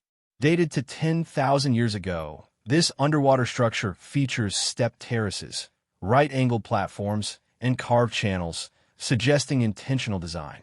While some geologists argue it's a natural formation, others, like marine geologist Masaaki Kimura, propose it's a man-made city submerged by post-ice age sea level rise. Mainstream archaeology largely dismisses Yonaguni, citing insufficient evidence of human activity, yet its symmetry and scale challenge the timeline of urban development. If Yonaguni was a city, unearthed by ancient Pacific peoples or modern divers, its rejection by academia might reflect a fear of rewriting history to include advanced pre-human or early human civilizations. The geological evidence, marine sediments, and submerged coastlines, supports the idea of a buried city, yet the academic community's hesitation to embrace it suggests a resistance to alternative narratives. Historical patterns of suppression bolster the concept. The discovery of Troy, once considered a myth from Homer's Iliad, was dismissed until Heinrich Schliemann's excavations in the 1870s proved its existence. Similarly, the Mayan city of Palenque was overlooked by Spanish colonizers, its jungle-covered ruins deemed insignificant until 19th-century explorers revealed its grandeur. These examples suggest a recurring tendency to ignore evidence that doesn't fit prevailing paradigms, whether due to cultural bias, religious dogma, or academic inertia. If unearthed cities were dismissed as myths or natural formations, their true origins might have been obscured, preserving a narrative that aligns with modern sensibilities or power structures. To make this concept relatable, think of a family secret, a story about an ancestor's achievements that's hushed to avoid embarrassment or conflict. You might stumble upon a letter proving the truth, only to find it dismissed as a forgery. So it may have been with ancient cities. Early humans, unearthing ruins of surpassing complexity, might have shared their findings, only for later authorities, priests, scholars, or rulers, to suppress them to maintain control or cultural cohesion. Modern archaeology, with its peer review and funding constraints, could continue this pattern, sidelining discoveries that challenge textbooks. The Bosnian pyramids, Antikythera, and Yonaguni, proponents argue, are modern casualties of this gatekeeping, their evidence buried in academic journals or public skepticism. Cultural and institutional factors underpin the theory. Academic archaeology relies on grants, often tied to established institutions that favor conventional research. Scholars who challenge mainstream views risk career isolation, as seen in the case of Graham Hancock, whose theories about advanced ancient civilizations are widely criticized despite public interest. Museums, too, may prioritize artifacts that fit existing displays, relegating anomalies to storage. Religious or political agendas can also play a role. Discoveries suggesting pre-human or non-Western civilizations might threaten cultural narratives, as seen in debates over Native American mound-builder sites, once attributed to a lost race, to avoid crediting indigenous peoples. These dynamics suggest a systemic resistance to evidence of unearthed cities, preserving a history that aligns with modern values. The conspiracy of suppressed history carries implications that resonate through our understanding of truth, trust, and the human quest for knowledge. At its core, it undermines our confidence in science and authority, suggesting that the institutions we rely on, universities, journals, museums, may be curating a version of history that omits inconvenient truths. We seek knowledge to anchor our identity, yet if evidence of unearthed cities is suppressed, we may be fed a sanitized story that serves power rather than truth. This contradiction is stark. We pursue discovery, yet we may be bound by a narrative shaped by others. Pause and take a slow breath. What does it mean to live in a world where the past is controlled, its secrets locked away? This idea challenges our view of progress as a transparent, merit-driven process. If discoveries like the Bosnian pyramids or Antikythera mechanism are dismissed, it implies a fragility in our pursuit of truth, where funding, prestige, or cultural bias can override evidence. The notion that advanced cities were unearthed, not built, by known cultures suggests a history far richer and more complex than we're taught, potentially including pre-human or lost civilizations. This raises existential questions. Who decides what we're allowed to know and why? Are we explorers of our past, or pawns in a game of control? Our understanding shaped by gatekeepers who prioritize stability over revelation? The mind-bending aspect is the possibility that our history is a puzzle with missing pieces, deliberately withheld to maintain a worldview that comforts rather than challenges. The implications also reshape our relationship with the past. If suppressed history is real, every archaeological dig becomes a potential act of rebellion, a chance to uncover truths that defy the narrative. Sites dismissed as hoaxes, like Yonaguni or the Bosnian pyramids, gain new significance, urging us to question academic consensus. This encourages a balance of skepticism and curiosity, blending rigorous science with openness to alternative voices. Myths, too, become vital. Stories of Atlantis or lost continents might guide us to suppress sites, as they did with Troy. The possibility that our past is incomplete invites us to approach history with humility, to see it as a dialogue between evidence and imagination. Spiritually, the concept evokes a sense of betrayal and hope. Many unearthed cities, Göbekli Tepe's pillars, Dvarka's temples, were sacred, their rediscovery inspiring awe. If their true origins are suppressed, it diminishes the reverence we owe our ancestors, whose achievements might be grander than we know. Yet, it also offers hope. Uncovering these truths could reconnect us with a deeper past, restoring a sense of wonder. The Earth, with its hidden cities, becomes a battleground of truth, urging us to seek the sacred in what's been concealed. It's a call to honor the past by questioning the present, to see knowledge as a spiritual pursuit. Practically, this theory reshapes how we approach archaeology and history. If evidence is suppressed, we might prioritize independent research, using tools like crowdfunding or open-source data to bypass institutional gatekeeping. Technologies like satellite imagery or ground-penetrating radar could reveal hidden sites, while public platforms, books, documentaries, or social media amplify alternative voices. The success of Schliemann's Troy excavation shows the power of challenging dogma, urging us to support maverick researchers who explore suppressed sites. By integrating science, public interest, and cultural narratives, we could uncover cities that rewrite our history. The theory also has modern relevance. In an age of information overload, we face our own forms of suppression, misinformation, censorship, or algorithmic bias. If history is curated, it mirrors how news or data is filtered today, shaping our perception of reality. This perspective urges us to be critical consumers of knowledge, to seek primary sources, and to question authority. It's a call to preserve our own history in open, durable forms, ensuring future generations inherit the full truth. If our cities were buried and their stories suppressed, what will tomorrow's archaeologists say about us? As you listen, let these implications settle into your mind like dust on forgotten scrolls. The conspiracy of suppressed history is more than a theory. It's a mirror reflecting our trust, our curiosity, and our hunger for truth. It's a reminder that the past is a contested space, its secrets guarded by those who shape the story. Take a slow, deep breath and let this question linger. If we looked harder, what truths might we uncover about the cities beneath our feet?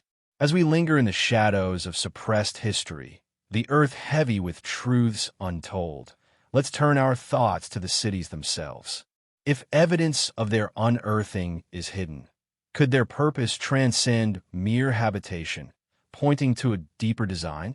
As you relax into this soothing journey, let's move forward exploring the theory of sacred urban design, where the stones of ancient cities whisper of meanings beyond the mortal world. Picture a city rising from the earth, not as a hub of commerce or a fortress against invaders, but as a vast, deliberate reflection of the heavens. Its streets trace the paths of constellations, its towers align with the solstice sun, and its very existence seems to hum with cosmic intent.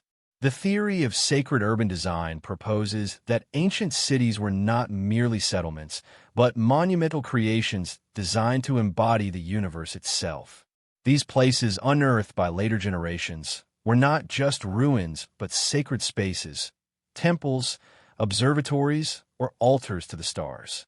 This idea transforms our understanding of these sites, elevating them from relics of a forgotten past to profound connectors between humanity and the cosmos. To imagine a city built not for survival, but to mirror the divine order of the heavens, is to glimpse a worldview where every stone, every angle, carried meaning beyond the mundane. The significance of this theory lies in its ability to reframe our relationship with the built environment. If ancient cities were designed as sacred spaces, they challenge us to see urban landscapes not as utilitarian constructs, but as potential conduits to something greater. They invite us to ask whether our modern cities, with their grids and skyscrapers, have lost a deeper purpose. This concept is not just about the past. It speaks to a longing for connection, a desire to find meaning in the places we inhabit. It suggests that the act of building a city could once have been an act of worship, a way to align human life with the rhythms of the universe.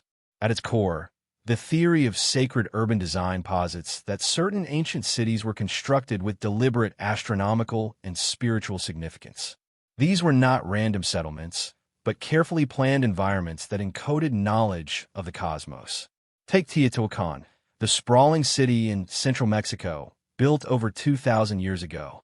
Its central axis, the Avenue of the Dead, aligns with the setting sun on specific dates, and its layout is said to mirror the three brightest stars in the Orion constellation.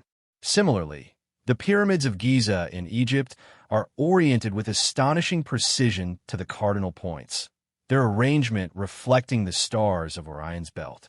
Stonehenge, the enigmatic stone circle in England, tracks the solstices with such accuracy that it functions as a prehistoric calendar. These examples suggest that their builders possessed not only advanced knowledge of astronomy, but also a worldview that placed cosmic alignment at the heart of their urban projects. The theory goes further, proposing that when later civilizations unearthed these sites, they recognized their extraordinary nature. A city aligned with the stars would have seemed divine, a gift from gods or ancestors. Imagine a nomadic people stumbling upon Teotihuacan's towering pyramids, their shadows falling in perfect harmony with the sun's path. To them, such a place might have appeared as a sacred relic, a bridge to the heavens. They may have repurposed it for rituals, built shrines, or woven myths around its origins, even if they did not fully understand its original purpose. This process of rediscovery likely deepened the site's sanctity, transforming them into places of pilgrimage and worship. What sets these cities apart is the intention behind their design. Unlike modern urban planning, which prioritizes efficiency, accessibility, and economic growth, sacred urban design seems to have served a dual purpose: scientific and spiritual. The builders may have been astronomers, priests, or both, using their cities to observe the heavens while simultaneously honoring them. For instance, at Chichen Itza in the Yucatan Peninsula, the Pyramid of El Castillo creates a shadow serpent during the equinoxes, a phenomenon that likely held profound ritual significance. Such features suggest that these cities were not just places to live, but spaces to experience the divine, to participate in the cosmic order. The evidence for this theory is compelling, though not without debate. Skeptics argue that some alignments may be coincidental or that practical concerns, like agriculture or defense, drove urban layouts. Yet the precision of these astronomical features, often achieved without modern tools, challenges such dismissals. The builders of these cities worked with rudimentary instruments, yet their constructions rival the accuracy of contemporary engineering. This suggests a level of sophistication and purpose that transcends mere utility. Whether they were mapping the stars to predict seasons, honor deities, or assert their place in the universe, their cities were statements of cosmic ambition. If we accept that ancient cities were sacred spaces, the implications ripple across our understanding of history, culture, and our own urban lives. First, it challenges the modern assumption that cities are primarily functional. Today, urban planning revolves around infrastructure, zoning, and economic viability. Roads are laid out for traffic flow, buildings for occupancy, and public spaces for recreation or commerce. Yet the theory of sacred urban design suggests that our ancestors saw cities as more than tools for living. They were expressions of meaning, physical embodiments of their relationship with the cosmos. A city like Teotihuacan was not just a place to trade or govern. It was a stage for rituals, a map of the stars, a testament to human aspiration. This contrast exposes a profound contradiction in our modern approach. We build for practicality, yet we often feel disconnected from the spaces we inhabit. Cities can feel impersonal, chaotic, or soulless, their designs driven by profit rather than purpose. The theory invites us to question whether we've lost something vital, an understanding that our surroundings could inspire awe, foster connection, or align us with something larger than ourselves. Imagine walking through a city where every street, every monument, was designed to remind you of your place in the universe. How might that change the way you move through the world? Existentially, the theory suggests that our ancestors were driven by a quest for meaning that we may have sidelined. They looked to the stars not just for navigation or agriculture, but for answers to life's biggest questions. Why are we here? What is our purpose? Their cities were attempts to bridge the gap between the earthly and the divine, to make the invisible visible. The pyramids of Giza, aligned with stars, were not just tombs but declarations of eternity. Stonehenge, marking the solstices, was a celebration of time's cyclical nature. These places suggest a worldview where the cosmos was not distant but intimate, a partner in human existence. This raises a mind-bending question. Are we missing the spiritual significance of the cities we live in today? Our homes, our streets, our skylines, are they merely functional, or could they hold a deeper purpose we've forgotten to seek? Pause for a moment and consider your own surroundings. The apartment building across the street, the park at the corner, the rhythm of traffic lights. Could they be reimagined as part of sacred design? What if the places we inhabit were meant to connect us to the stars, to each other, to something transcendent? The idea feels almost fantastical, yet it resonates with a quiet longing for meaning in our daily lives. The theory also prompts us to reconsider the legacy of these ancient cities. If they were sacred, their rediscovery by later cultures was not just an archaeological event, but a spiritual one. When the Aztecs encountered Teotihuacan centuries after its abandonment, they named it the place where the gods were born. They did not build it, but they revered it, weaving it into their own mythology. Similarly, the Druids may have adopted Stonehenge, and medieval Christians repurposed pagan sites across Europe. This pattern suggests that sacred spaces retain their power across time, speaking to each new generation in a language of wonder and mystery. Yet there's a tension here. If these cities were sacred, why did their original purposes fade? Why were they abandoned or repurposed? Some argue that societal shifts, climate change, invasions, or cultural upheavals disrupted the continuity of their use. Others suggest that the knowledge encoded in their designs was esoteric, held by a priestly elite and lost when those elites vanished. Whatever the cause, the loss of these cities' original meaning mirrors our own disconnection from the cosmos. We live in an age of unprecedented scientific knowledge, yet we rarely look to the stars for existential guidance. The theory of sacred urban design challenges us to reclaim that connection, to see our cities not as mere infrastructure, but as potential sacred spaces. Practically, this theory could inspire new approaches to urban design. Architects and planners might draw on its principles, incorporating astronomical alignments or symbolic geometries into modern cities. Imagine a skyscraper designed to cast a specific shadow on the solstice or a public square that mirrors a constellation. Such projects could rekindle a sense of wonder, making cities feel less like machines and more like living, breathing extensions of the cosmos. Of course, this raises questions of feasibility.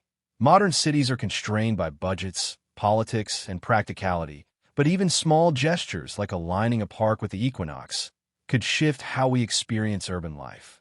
The theory also invites us to reflect on the impermanence of our own creations. The cities we build today, with their glass towers and sprawling suburbs, may one day be unearthed by future generations. What will they make of our urban landscapes? Will they see our highways and malls as sacred, or will they puzzle over their lack of deeper meaning?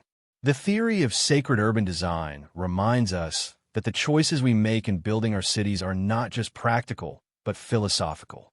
They reflect our values, our priorities, and our vision of what it means to be human.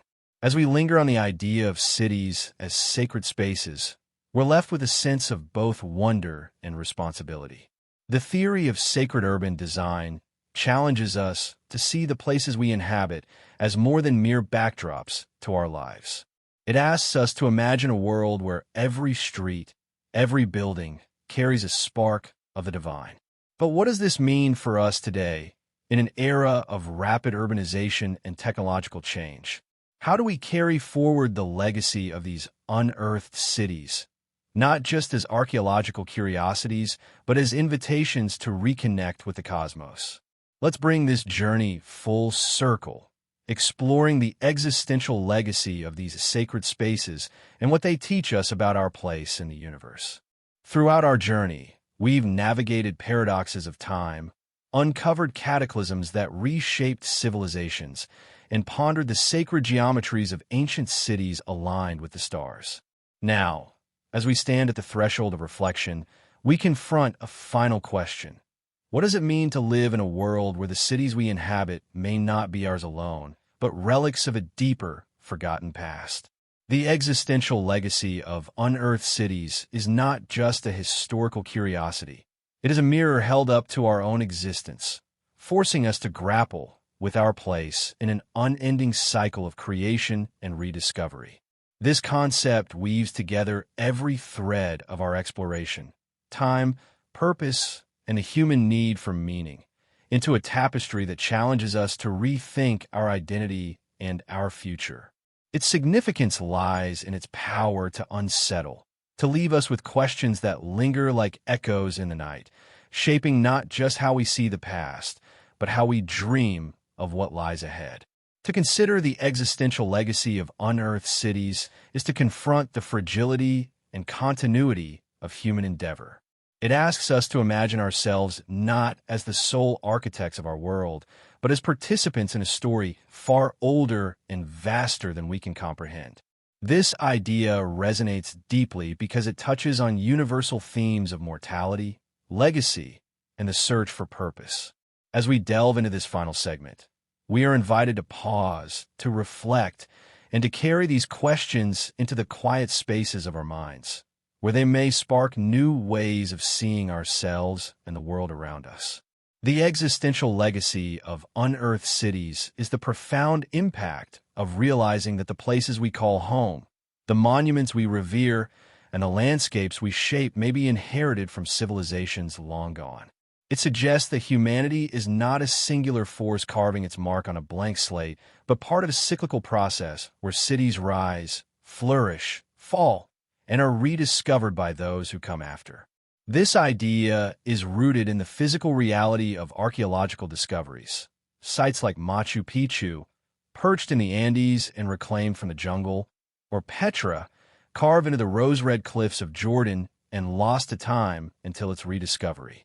These places, once vibrant centers of life, were swallowed by nature or abandoned, only to be unearthed centuries later as testaments to human ingenuity and impermanence. This concept draws on philosophy to frame its implications. Existential thinkers like Martin Heidegger spoke of being in the world, the idea that our existence is defined by our relationship to our surroundings. If our surroundings are not entirely our own, if our cities are built on the bones of older ones, what does that say about our being? Are we creators, shaping the world anew, or stewards, tasked with preserving a heritage we barely understand?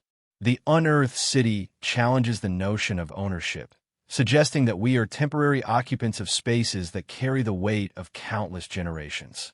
This perspective aligns with the insights of modern archaeology, where each new discovery rewrites the narrative of human history. The unearthing of Göbekli Tepe in Turkey, a 12,000-year-old temple predating known civilizations, forced scholars to rethink the origins of complex societies. Each such find reshapes our understanding of who we are, revealing that our story is not linear but layered, a palimpsest of forgotten worlds. The cyclical nature of this legacy is central to its meaning. Civilizations, no matter how grand, are impermanent. The Romans built aqueducts that still stand, yet their empire crumbled.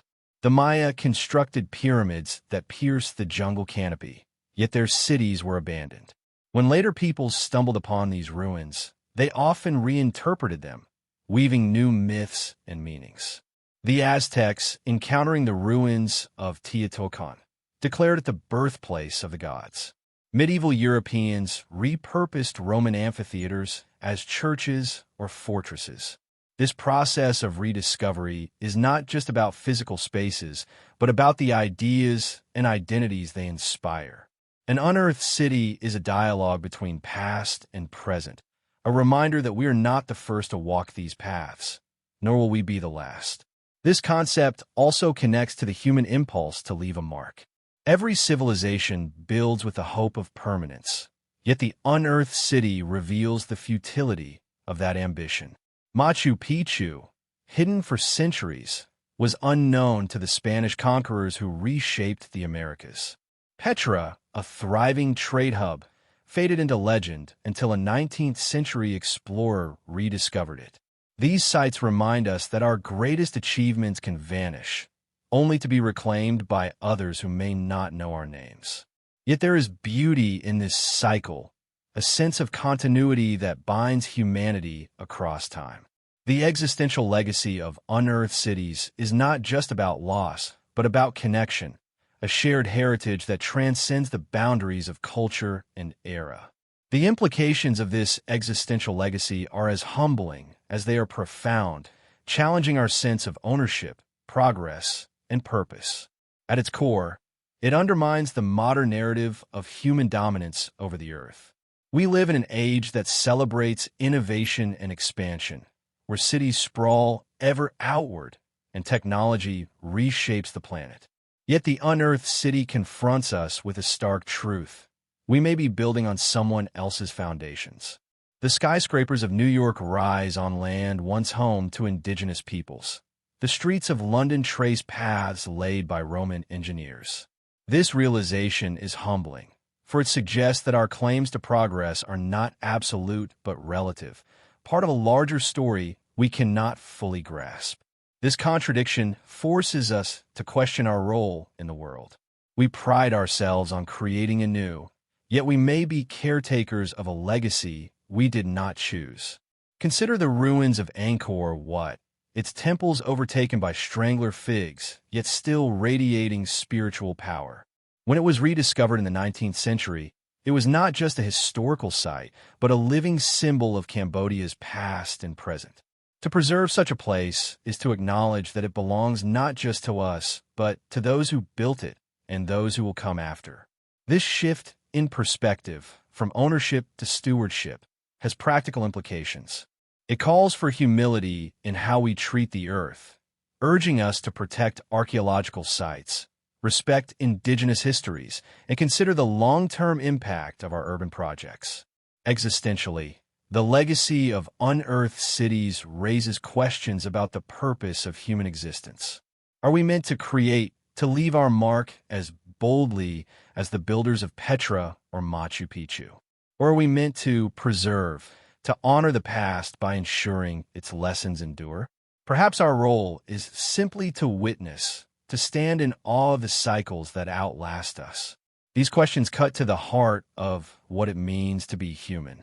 The unearthed city, with its silent stones and faded inscriptions, is a memento mori, a reminder that our time is fleeting. Yet it also offers hope, for it shows that our creations can endure, even if their meaning evolves. The Colosseum, once a stage for gladiatorial combat, is now a symbol of Rome's eternal spirit. The Parthenon, a temple to Athena, inspires architects and artists today. Our works, too, may find new life in the hands of future generations. The mind-bending aspect of this legacy is the possibility that our story is just one chapter in an endless book.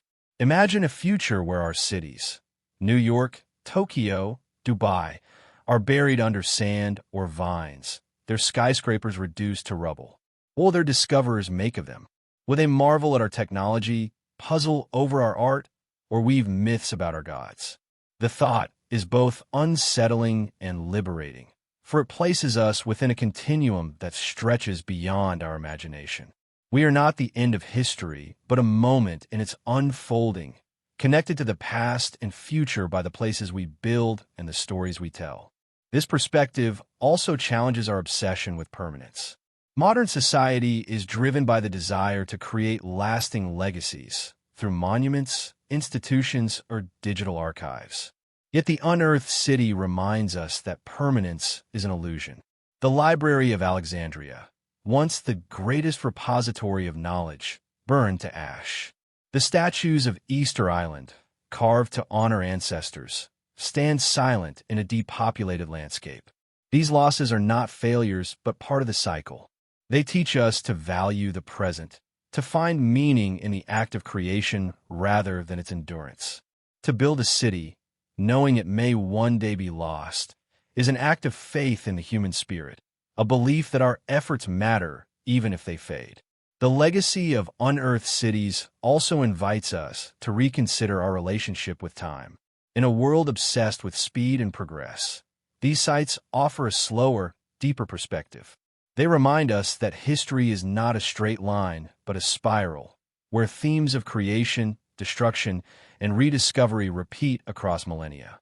To walk among the ruins of Pompeii, preserved by volcanic ash, is to feel time collapse, to sense the lives of its inhabitants as both distant and achingly familiar. This temporal fluidity can be disorienting, yet also fosters empathy. We are not so different from those who built these cities, for we, too, seek meaning, love, and a place to belong. By connecting with their legacy, we connect with our own humanity. Practically, this legacy could inspire new approaches to how we live in and learn from our cities. Urban planners might draw on the wisdom of ancient designs, incorporating elements that foster connection rather than isolation. Imagine a city where public spaces encourage reflection, where architecture reflects the rhythms of nature, or where history is woven into the fabric of daily life. Archaeologists, too, might approach their work with a sense of stewardship, recognizing that each discovery is not just a find but a responsibility to future generations. On a personal level, we might seek out the hidden histories of our own surroundings, exploring the layers of meaning beneath our streets and homes.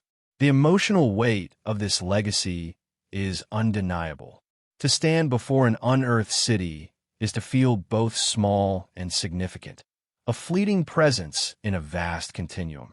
It is to marvel at the ingenuity of those who came before, to mourn their losses, and to wonder what we will leave behind. This mixture of awe, humility, and curiosity is the true gift of the unearthed city. It does not provide answers but questions, urging us to live more fully in the present while keeping an eye on the horizon. As we drift towards sleep, these questions linger, inviting us to carry them into our dreams. What will our city say about us? How will we be remembered? And what does it mean to be part of this endless, beautiful cycle? There is no next segment, for this journey ends not with a destination, but with an invitation. The existential legacy of unearthed cities is a call to reflect, to wonder, and to embrace the mysteries that define our existence. As you close your eyes, let the weight of these ideas settle gently. Breathe deeply, and imagine the ruins of ancient cities fading into the starlit night. Let their stories mingle with your own, carrying you into dreams where past, present, and future converge. Good night.